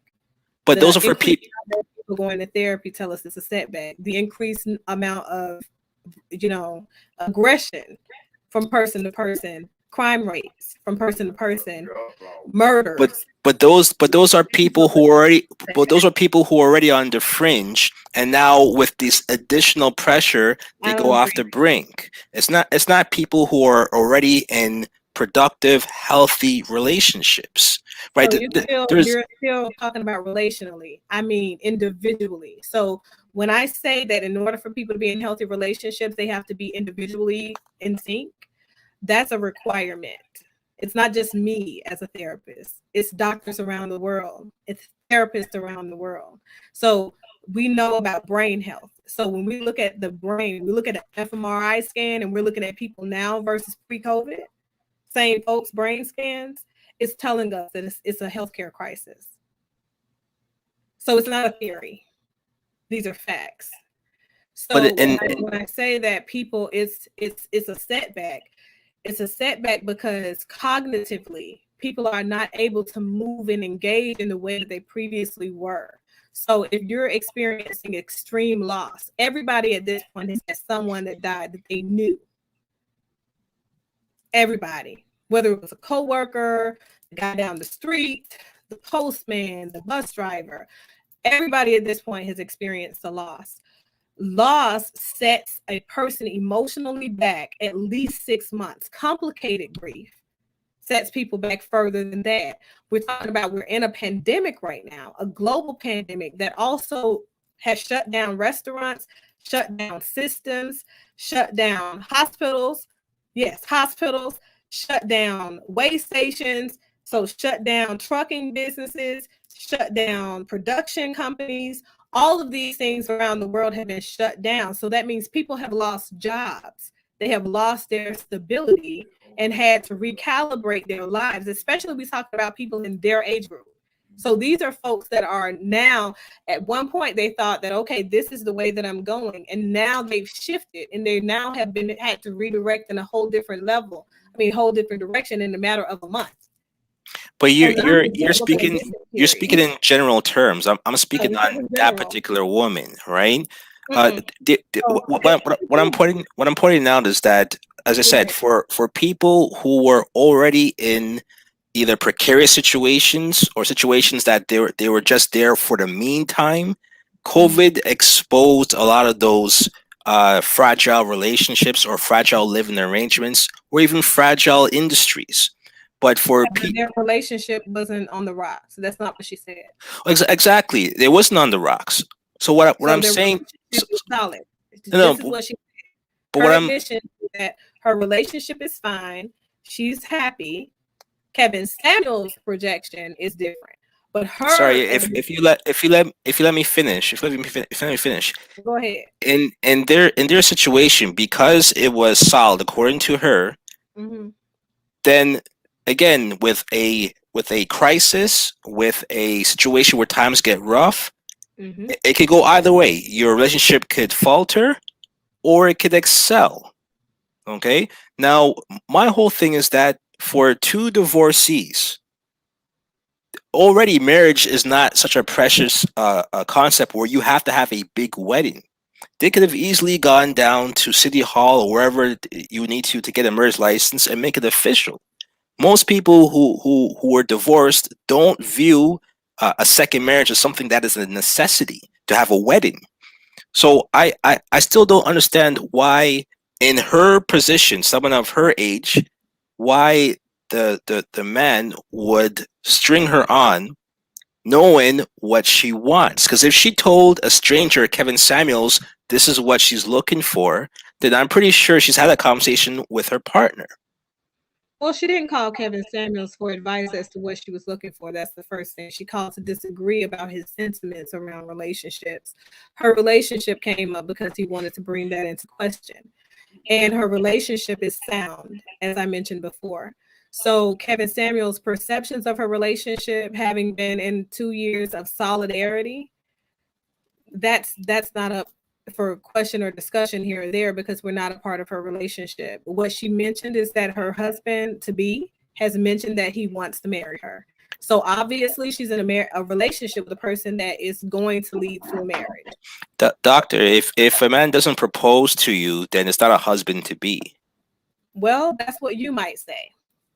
But I mean, you gotta admit that you have to propose to someone. I've had several men in therapy, over hundreds to count, that have been in relationships with women for 2 years or more, and they wanted to get married, and the woman left because the woman thought that he didn't want to get married because he had confessed verbally that he wanted to, but had not proposed yet. Okay, but again, that's what the stats tell me. But again, action speaks louder than words. No, it doesn't. So a person needs to be congruent with self before they commit themselves to someone else. So a failed marriage, becoming a statistic, is very easy, as you mentioned earlier. So yeah, they could easily go to the courthouse and get married with all of their skeletons still in the closet because they haven't discovered so many things that are buried under layers of trauma. Or they could get themselves together first and go into a marriage in a healthy way and have a long marriage, live out a long life together. So it's on those people, on those men. So you're saying that the men in relationships, they want to get married to their partner, but they don't propose? No, I'm saying that some men want to get married, and they may have met the woman they want to marry, but they're just not ready to get married at the moment because they know that they have to get themselves together first. And they value what they bring to the table. Then that's not a husband to be. Jumping into a relationship. I wouldn't consider that a husband to be. You have to reconcile that and put it into action to be a husband to be. Those are your considerations, though. I know tons of people who waited and got themselves together and they got married. They're still married now, 30 years later. So my experiences tell me different than what it is that your experience yields to you. From my experience as a therapist and an individual, people who jump into marriages because they're pressured by time restraints fail by year 8. As I showed the stat, Sorry, can you repeat that again? they fail by year 8. Who fails by year 8? Those marriages. No, I missed that. The first part. What marriages fail by year 8? People who jump into marriages because they feel pressured by time restraints. They get married and they fail by year 8. Okay. By year 8, they're divorced. And, those what the facts tell us. And why is that? I just told you. They are pressured by stats. So there is no secure sense of self.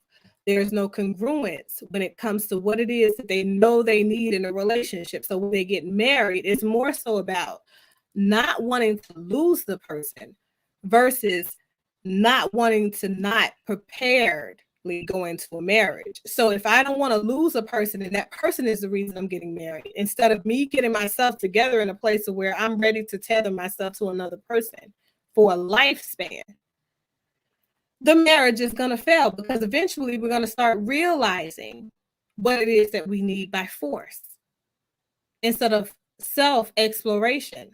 But wouldn't that be the easier marriages to reconcile because they want to be married to that person, but there's something in them that they haven't resolved yet. So wouldn't therapy be able to help those people? No. So people are not willing to go to therapy once the person starts to unveil the different layers of themselves. So you think that a person's going to want to go to therapy with a person that has emotionally abused them for 5 or 6 years because they didn't know they didn't have their stuff right, but now they just figured it out? No. Those are the ones that women walk, and they could have stayed. Probably would have been healthy if they had stayed, but they're not willing to stay. Okay, so let me ask you this, and I'm glad that you're taking the time to answer my questions. In regards to the fact that women are the ones who are initiating divorces or initiating divorce, would you say that it's something in them that they haven't reconciled, which is why they took those actions? Sometimes it's the women and their unresolved issues, and sometimes it's the men. But if the man doesn't take that step to get out of the marriage, then could it be that the man has already reconciled himself and he accepts who he is? And it's the woman that hasn't accepted it. So just because a man doesn't initiate a divorce doesn't mean that a man doesn't want a divorce.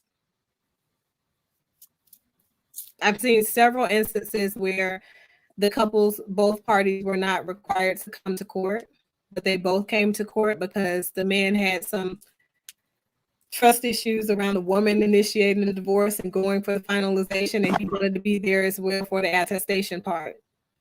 And there are lots of things given by the males that are congruent with every single other male's commentary. So it's a lot of things that they find out about themselves along the journey as well.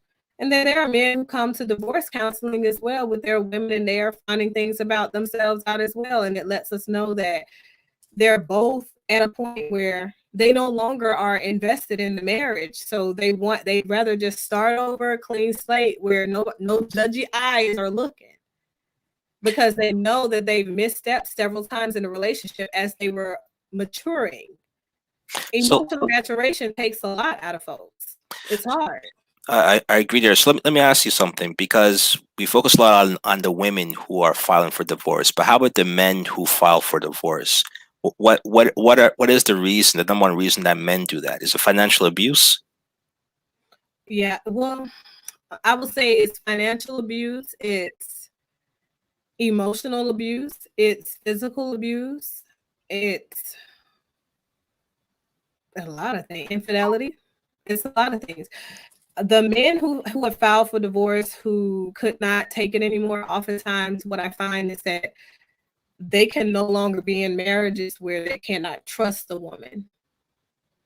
Financially or in what way? Period. So all of those things that I named are issues, but it leads to them shutting down and not communicating. And so as a result, the trust bonds are broken. They can't trust them anymore. So if I'm with a person and they abuse me financially or they're abusing me physically as a man, and I know that I'm in a system or a society that for the vast majority of the time, if my perception is that they're going to arrest me because I'm the man if I call them, I'm gonna leave the marriage. If I'm emotionally being abused because I'm being emasculated, because there is something expected out of me and my wife doesn't know how to accurately convey that picture to me, communicate with me respectfully, eventually they're going to leave because they've had enough. They recognize their worth. Okay. The last thing I'll say is in regards to your critique of Kevin Samuels.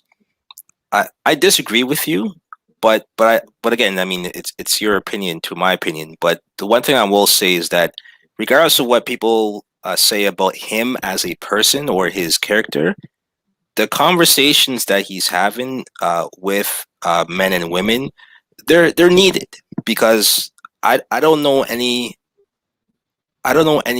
platform on a wide scale that are having these conversations with the audience, right? And whether or not you like his.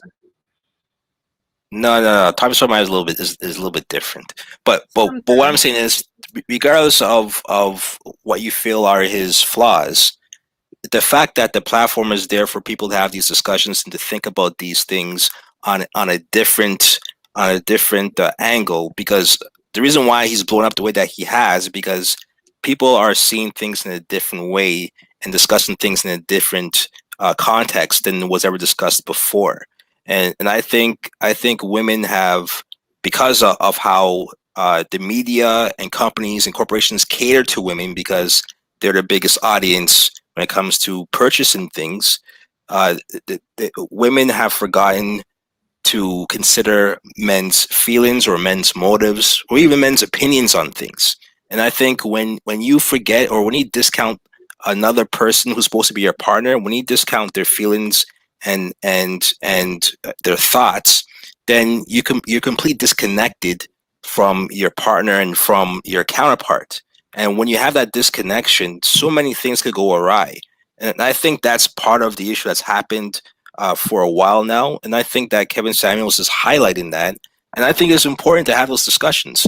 It maybe because of how toxic, quote unquote toxic, that he's the type of person who could have those conversations and not really care about people critiquing him, right? As opposed to someone else who may be more in tune with his personal issues. But sometimes it takes a different type of person to present it in that particular way, right? So I wouldn't bash him. I would say there's a purpose. He's creating conversation. You could guide it and add more context from your professional training, but I still think it's needed. Oh, I never said that he wasn't needed. Actually, quite the contrary. On the cancel Kevin Samuels tip, I always said that he had a very much needed voice. I actually said that the voice wasn't needed. That wasn't needed was Derrick Jackson's.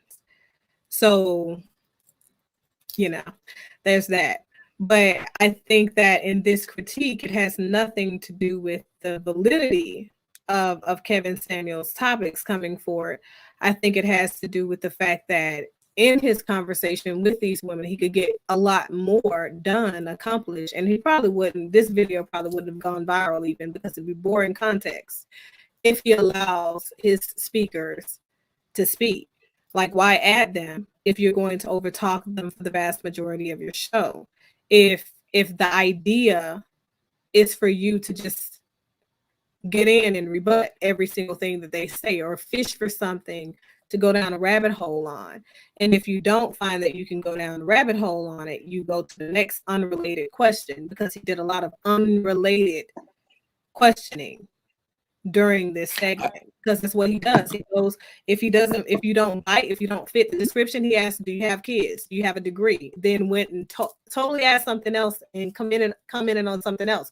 Why? Because she didn't have kids. So that wasn't a point that he could drill on.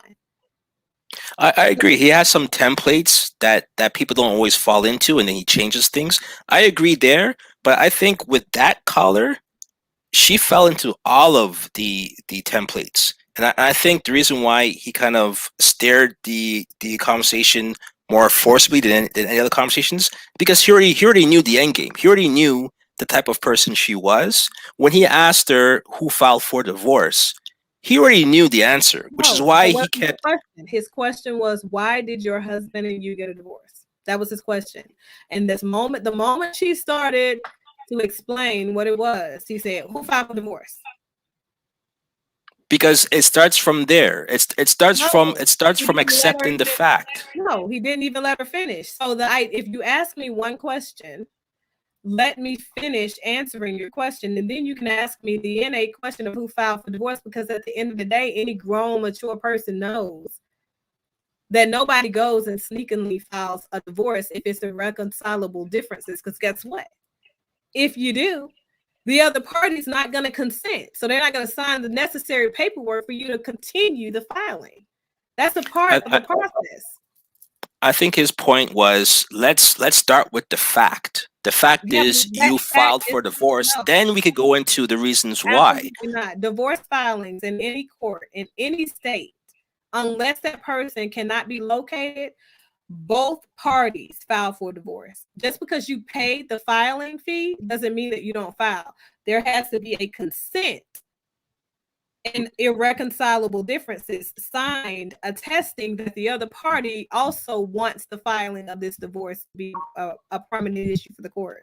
No, but there's an advantage to filing first. Absolutely not. There is no advantage. When you have irreconcilable differences, there are no advantages or disadvantages, because you never have to go to court for an official hearing. And if it's not irreconcilable differences? Those are the ones that he's referring to. But if it's not irreconcilable differences, there's an advantage to filing first. Not really. I disagree with you on that. I can't say that. I'm there in the court, so it doesn't matter. So if a person is contesting the divorce, you still have to go through the process, and you still have to prove what it is. You still have to submit your articles. If you're going to argue that they did XYZ, you still have to submit your evidence to discovery. Everything has to be submitted the same way. It doesn't matter if you're the respondent or the person filing for the divorce. Yeah, but you're many steps ahead. Not really. If you file for divorce, you're already many steps ahead than the person who gets that information. Absolutely not. The court requires due process. So after a person is served, and only after a person is served and notified that a divorce proceeding is in the making, in the works against them, is when the court makes motion. And if that person then responds, because they have 30 days to respond in writing, official filing with the courts as to how they are positioned. So if they're positioned and ready to proceed in that said divorce proceeding, they go ahead and they'll set it on the calendar for 30 days to 6 months out. If they are not prepared, they will enter a continuation. These are the basic things. This is what I do. So these are the basic things that the courts have to do as the ears and eyes of the judge in these particular family court filings. This is what I do. I can do this all day. Go ask the lead attorney. He'll give you guys the depths. So if you're not allowing due process, that divorce is going to get thrown out every single time. You want to know why?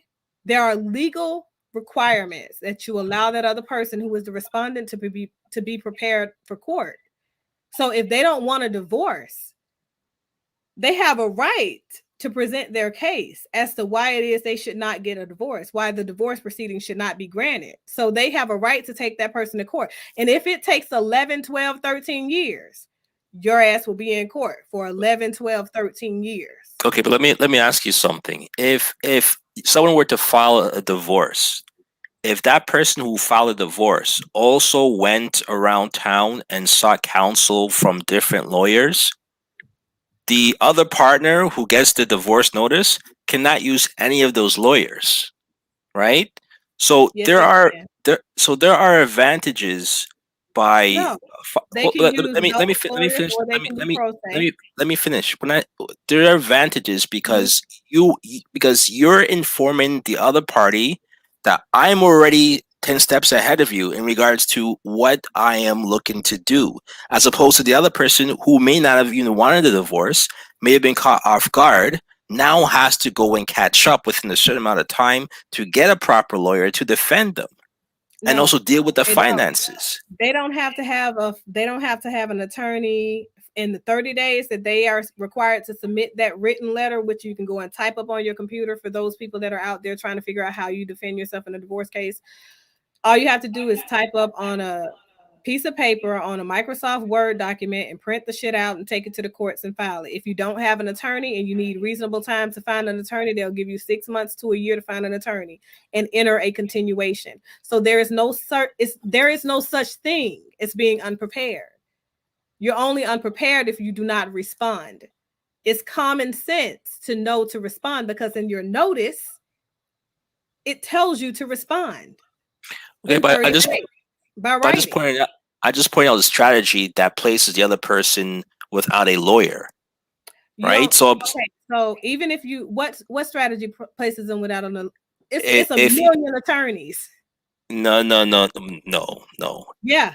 There's millions of attorneys, but if again, all this information is online. There are strategies in place to make.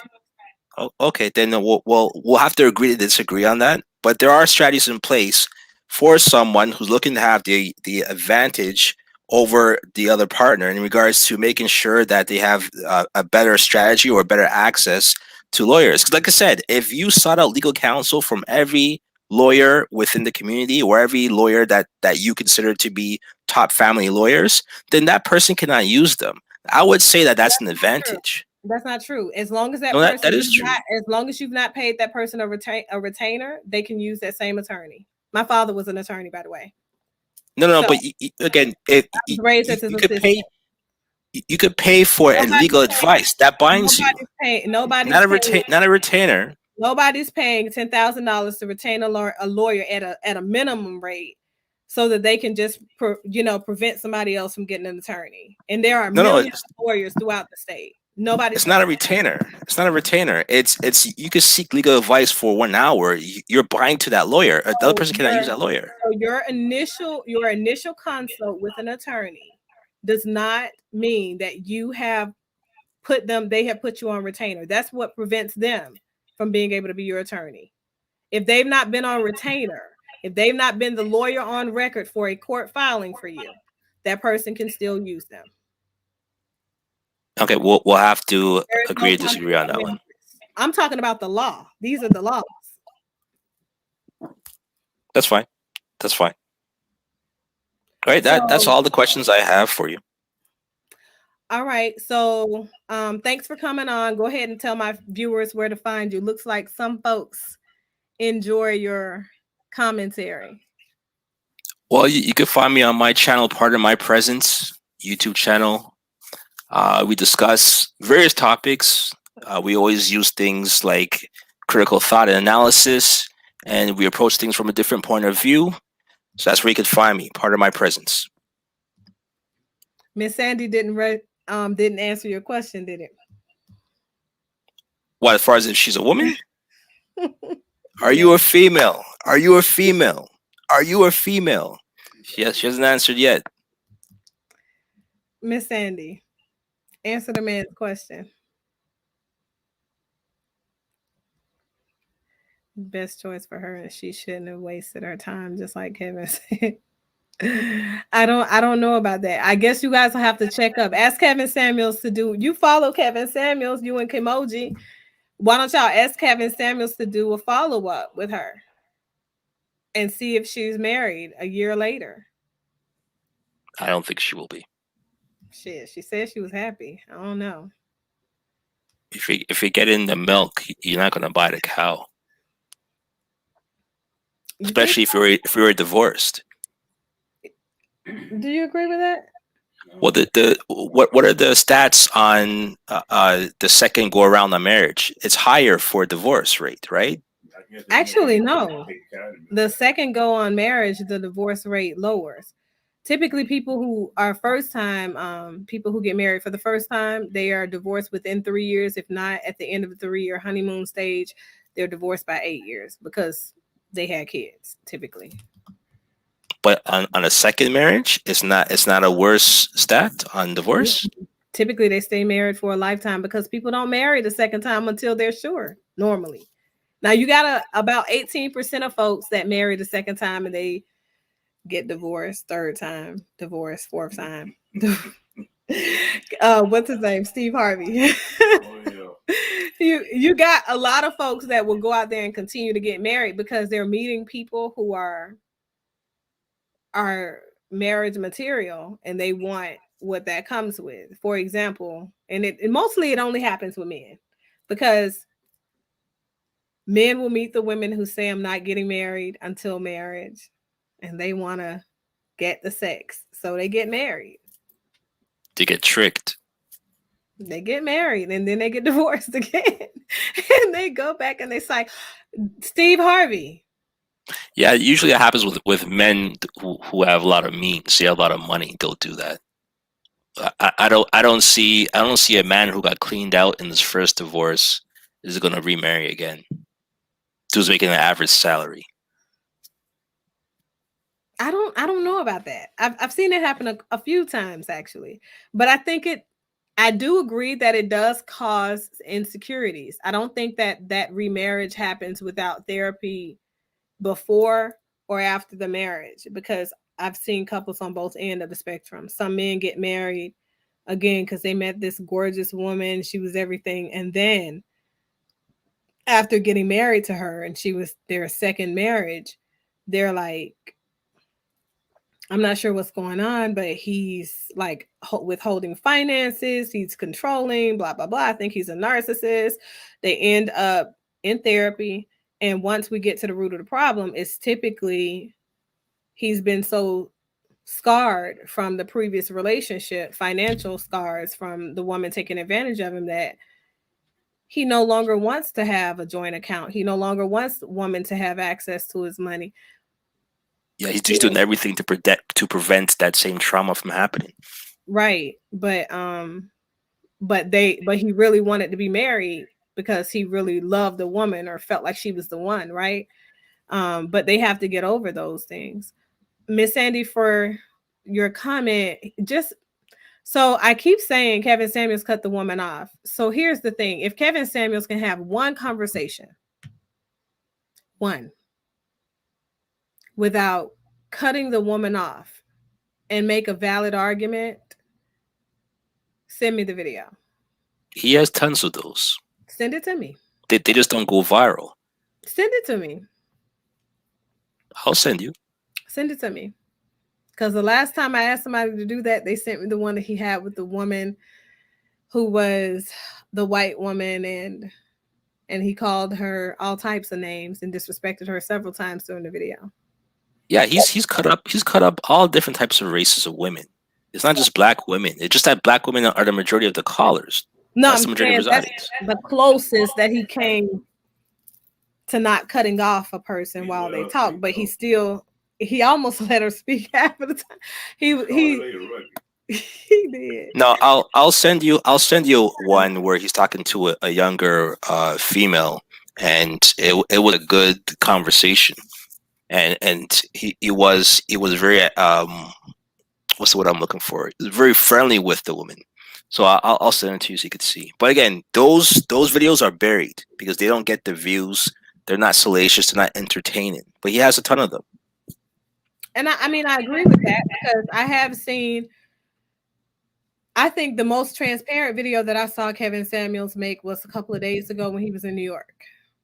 And he finally had a conversation to where he talked about his traumas, talked about his trauma bonding and his experience on YouTube. And I think that got hardly no views. So that was last week then? If it was in New York was it last week? Yeah, last week, because it was before I was sick. But so that was the most transparent video that I've seen him film, and he didn't get as many views because people are not expecting that out of him. And then he got more thumbs down because his followers aren't looking for that. They're looking for the controversial, disrespectful, avoidant, deflective, projective type of guy that he normally is in these videos. But he wasn't that way. But if I can add, not only are his supporters looking for that, his detractors are looking for that as well too. They're both looking for the salacious videos because it serves both purposes. I think controversy definitely sells. I think that people look for the negative more than they look for the positive.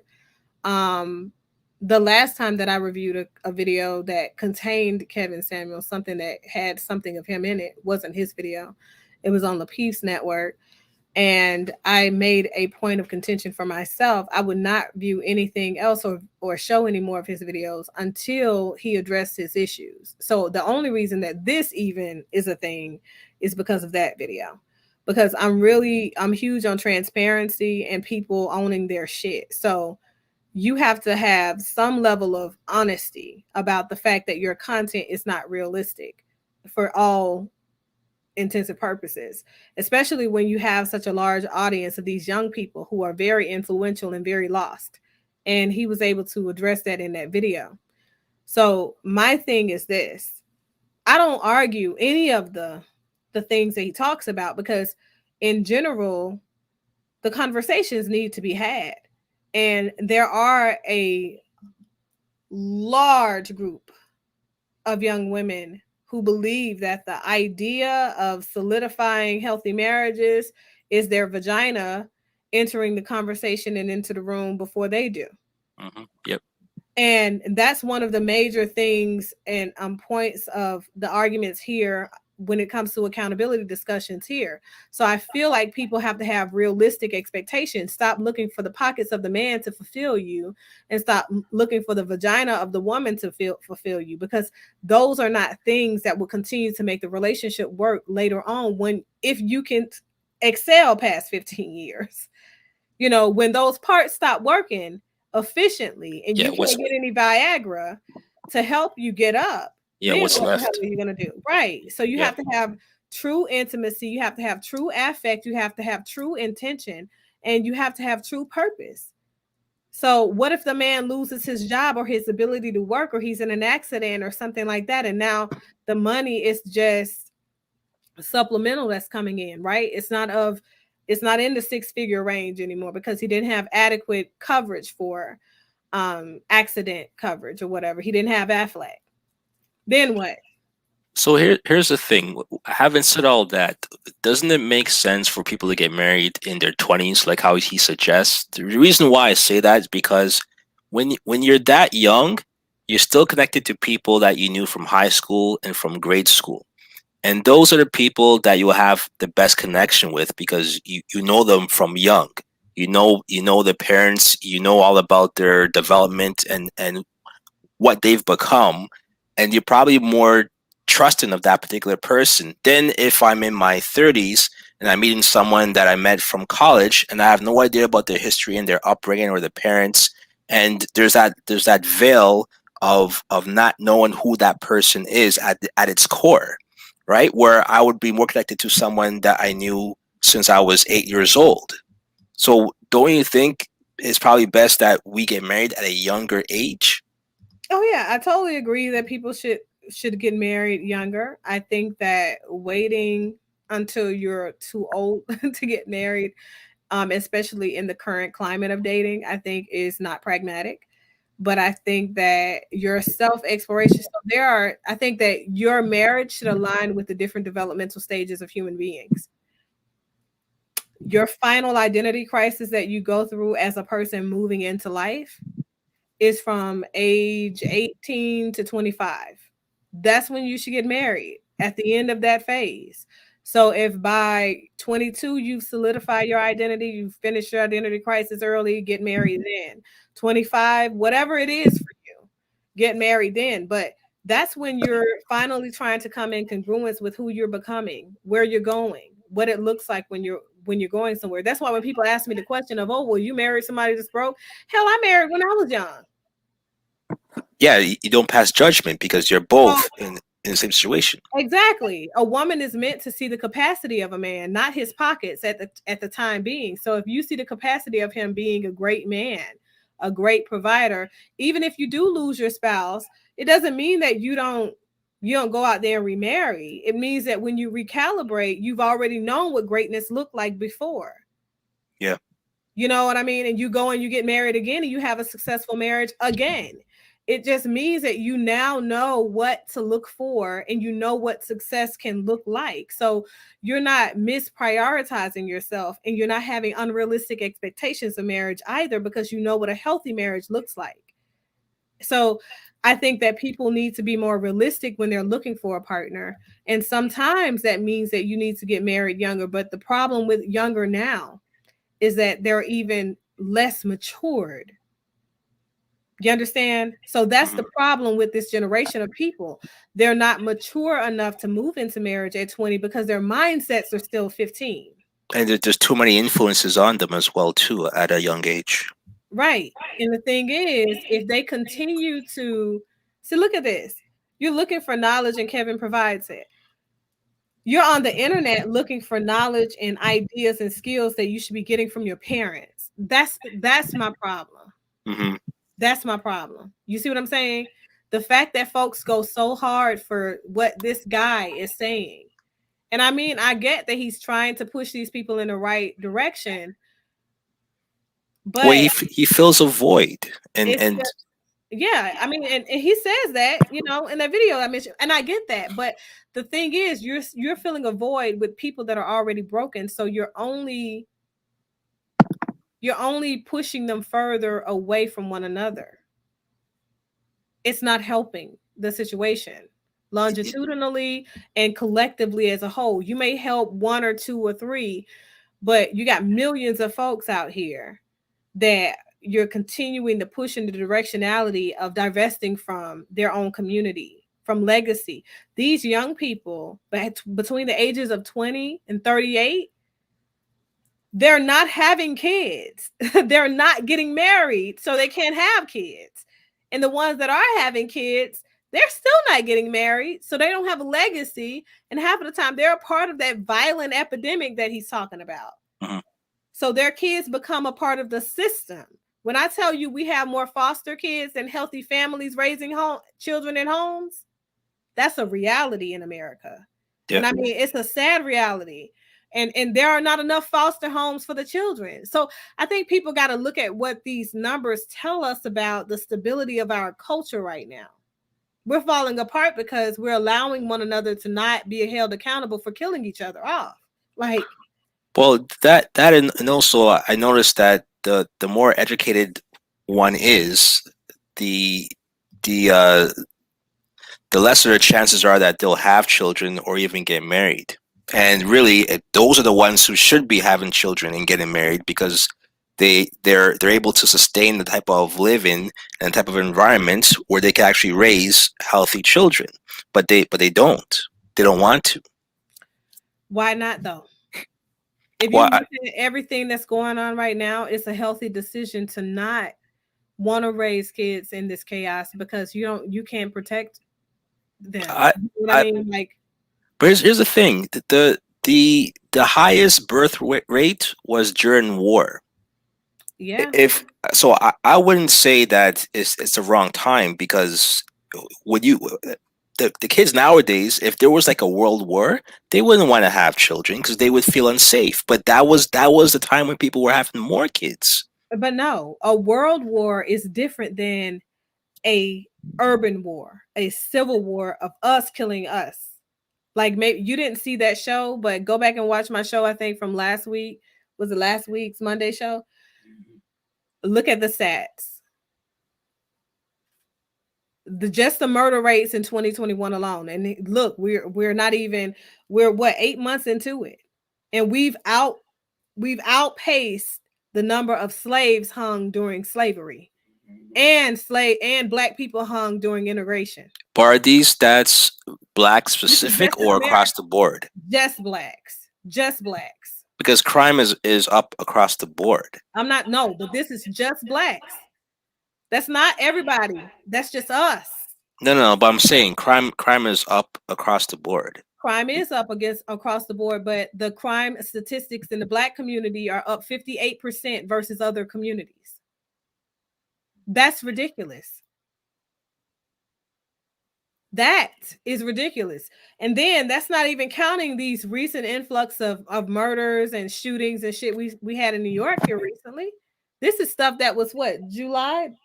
July statistics, yeah. So no, I just feel like we've got to be more accountable for our actions in our community, and the increased accountability leads to us doing things a little different, operating a little differently from accountability and acceptability politics. We have to decide what's acceptable in our community, and we have to decide to divest from these negative patterns of interactions within our culture when it comes to us accepting people turning us down, rejection, when it comes to people not giving us what it is that we want. We have to change our mindset around what goals in life look like. We have to have realistic goals. Everybody's looking for instant gratification right now, even when it comes to relationships. Like, I don't understand it. Like, you want to jump into a relationship with somebody else before you even get yourself together. Who wants to do that? Well, you're right about instant gratification. I find a lot of people are looking to get everything 100%. They're looking to put it this way: they're either looking to be a millionaire or go broke.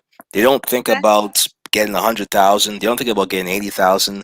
It's either I'm a basketball player, I'm a rapper, whatever the case, whatever the ideal identity is for wealth and riches.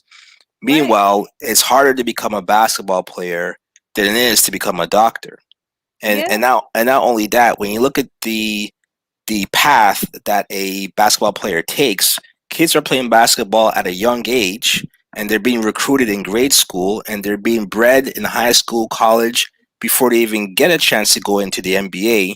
Meanwhile, to get your doctorate, it doesn't take that much time. It takes less years, right? So imagine all of the time that the kids spend dribbling the ball and practicing shooting. If they put that exact same effort into their books and direct it towards either STEM programs or some place where you could get actual profession, where you have a greater chance of being successful and have a decent living to raise children, that should be the norm, because that is more sustainable. Yeah, I think that I think that we have to look at the realities around what kind of doctor. So I'm gonna say this: PhDs, even though people always, everybody wants to become a doctor, becoming a medical doctor is nothing short of blood, sweat, tears, and a shitload of time. So I'm not gonna say it's easy, because we have to, there is a lot of levels of education. There's a lot of level of repeating for those people who struggle. I've seen folks in our programs who failed and failed and failed in pre-med. So it's a hard journey for a lot of folks. I'm not going to say it's not. But guess what? In basketball, you can't redo the draft. If you don't get drafted, you're pretty much done. No, that's the same way it is with becoming a medical doctor. If you don't get picked, if you don't get matched, because we have to get matched out of med school out after our clinicals. After we're done with residency, if you don't get matched, you may have the doctorate title. Yeah, you may have the damn degree, but you're still nobody's doctor. But you could go out. You could move and go elsewhere and still get matched. This anywhere. Period. So you end up becoming an instructor somewhere, or things like that. Can you not redo it? Can you not redo your clinical? You can't go back and do residency all over. Who's gonna pay that money? No, but can it be done? Yeah, you can. You can pay. Okay. It's about another $50,000. Yeah, but you can't go to NBA draft twice, right? Well, technically you can't. Yes, some people have gone back to the draft the second time. Mm-hmm. Well, yeah. What's that guy? Shit. When I did the review on Kwame Brown stuff, it's another guy who was drafted with him. Everybody was like he was the only one that was on that draft and all that stuff. And it was two other guys there. It was three of them. So two of the other guys were resubmitted to the draft. They missed the previous 2 years. The previous year before. 2 years before. Yeah. So they're ineligible. They weren't eligible, and then they didn't get drafted, and they went back again. Yeah, but one of them got drafted to another team. Kwame Brown, he talked about him as well. I got to go back and look at the video. Okay. Okay. And then we can bring it back up for conversation. But I remember he talked about him in his interview with Tasha K. Okay. He mentioned him because the moment that I was going to talk about him and, you know, him coming into this place where he could finally kind of vent and things like that, I found it then during that research. Okay. Because I read somewhere I'm not into basketball. My producer, he gives me the yeah. I heard somewhere that only 6% of people of athletes get into the NBA, right? Would you say that the applicants who are going to med school, that only 6% graduate or get into a I was placement? just about to say get into med school. You think it's 6%? It's probably lower than that. The MCAT scores, your I MCAT disagree. scores determine whether or not you even get into pre. That's why they have pre-med. So for me, I was what they call a streamliner. You know, if you have I had a perfect 4.0 and things like that. So folks like me, we get a full ride, full scholarship to wherever you want to go. But that's not to say that I didn't see people who just didn't make it at all. You understand what I'm saying?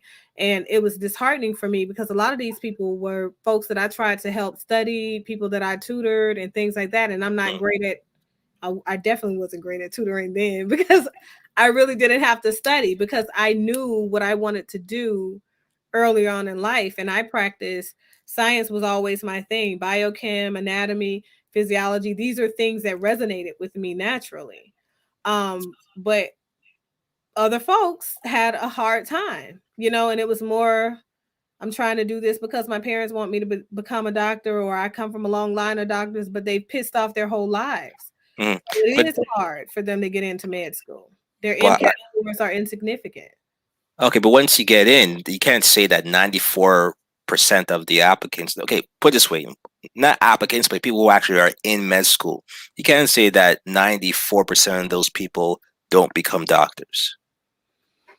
No, I'll say it's more like about 30% of every class get matched at a high capacity. Yeah. Okay. And then about maybe 25 to 30% don't get matched at all. And it's not funny, but it is, because my thing is, why are you even there at that point? Yeah, it's a lot of money. But they don't get matched at all, and then they're the people that end up without a job at all, or they end up just writing books or trying to become a philosophical doctor because it's a cheaper route after that. I mean, it's a lot of stuff. It's a lot of levels that go into it, but I'm gonna say med school is not easy. Okay. I'm gonna say that. You know, they could become an attorney though. Yeah, there's definitely other professions that you have a better chance of getting into. Yeah. Okay. Well, Doc, I'll leave it at that. I appreciate the conversation. Thanks for answering my questions and dealing with our debate, I guess. But yeah, thank you. Okay. Well, thank you. I appreciate you coming. Miss Sandy, I'm gonna answer your question. Where was I ever broke? What do you mean? Financially? I feel like I was broke lots of times.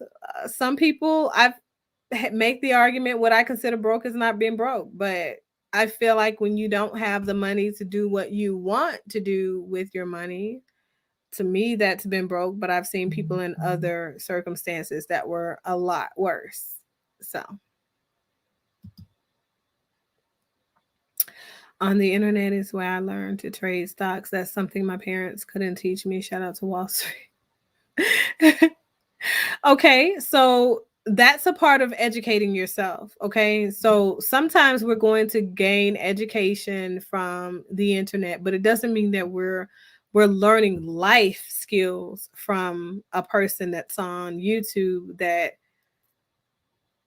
is not the example of those same said life skills. That's what I'm saying. Have you ever tried to force a child to do something they didn't want to do? Right. I think that people should definitely align themselves with their greater sense of self and purpose. If they find that it's their purpose or direction in life to become a basketball player, become one.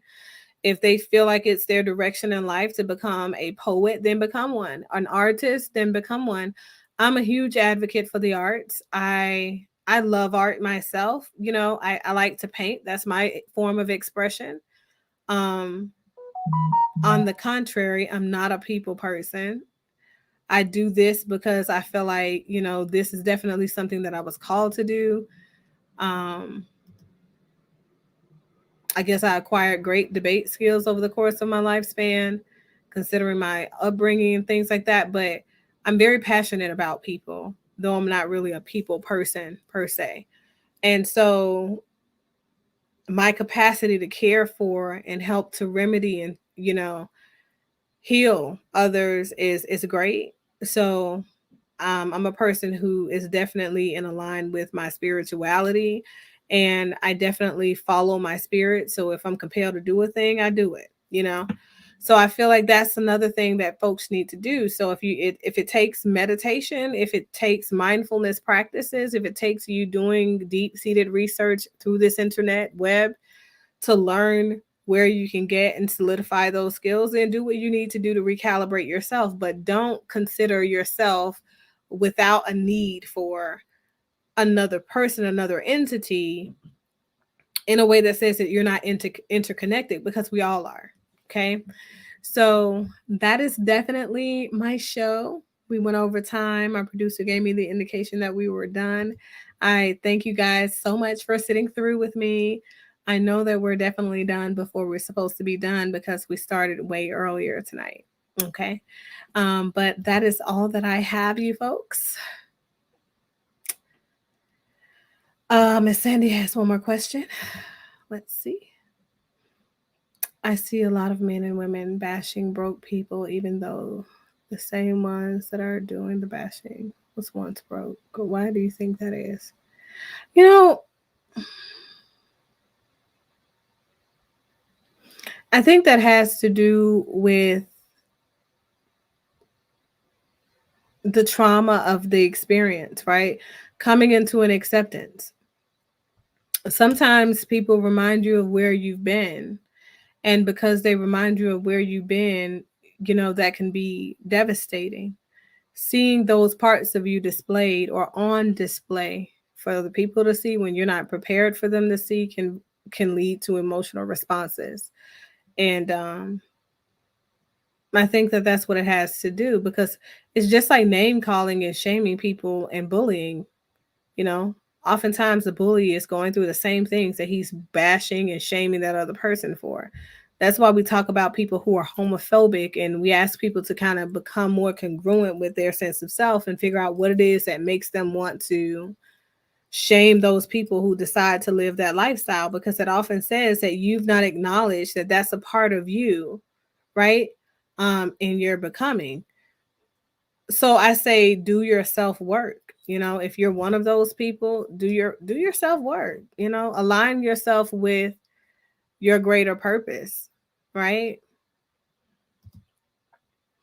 So that is all that I have, you guys. I appreciate you guys once again sitting this through. Shout out to the chat. If I did not address your chat tonight, I will definitely be going through there to do that throughout this evening and tomorrow, because I'm definitely feeling better or whatever. I'm a little raspy still, but it is what it is, right? Feeling a little bit better, bouncing back ever so lightly. That's all that I have, though, you guys. See you later. Live free. Be great. Be purposeful in your intentions and your actions in life. And don't let somebody else block you from your peace or you impacting somebody else's life in a positive way. Don't go out there messing up other folks' life and their energy, okay? That's all I got. Later days. Bye.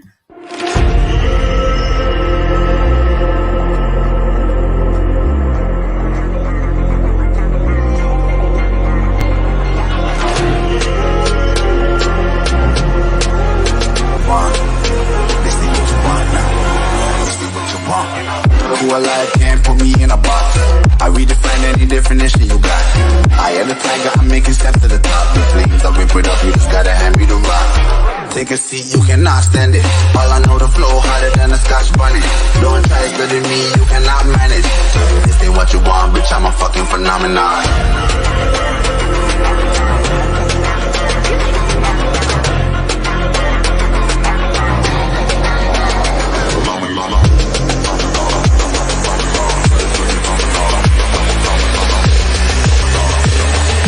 This ain't what you want, bitch, I'm a fucking phenomenon.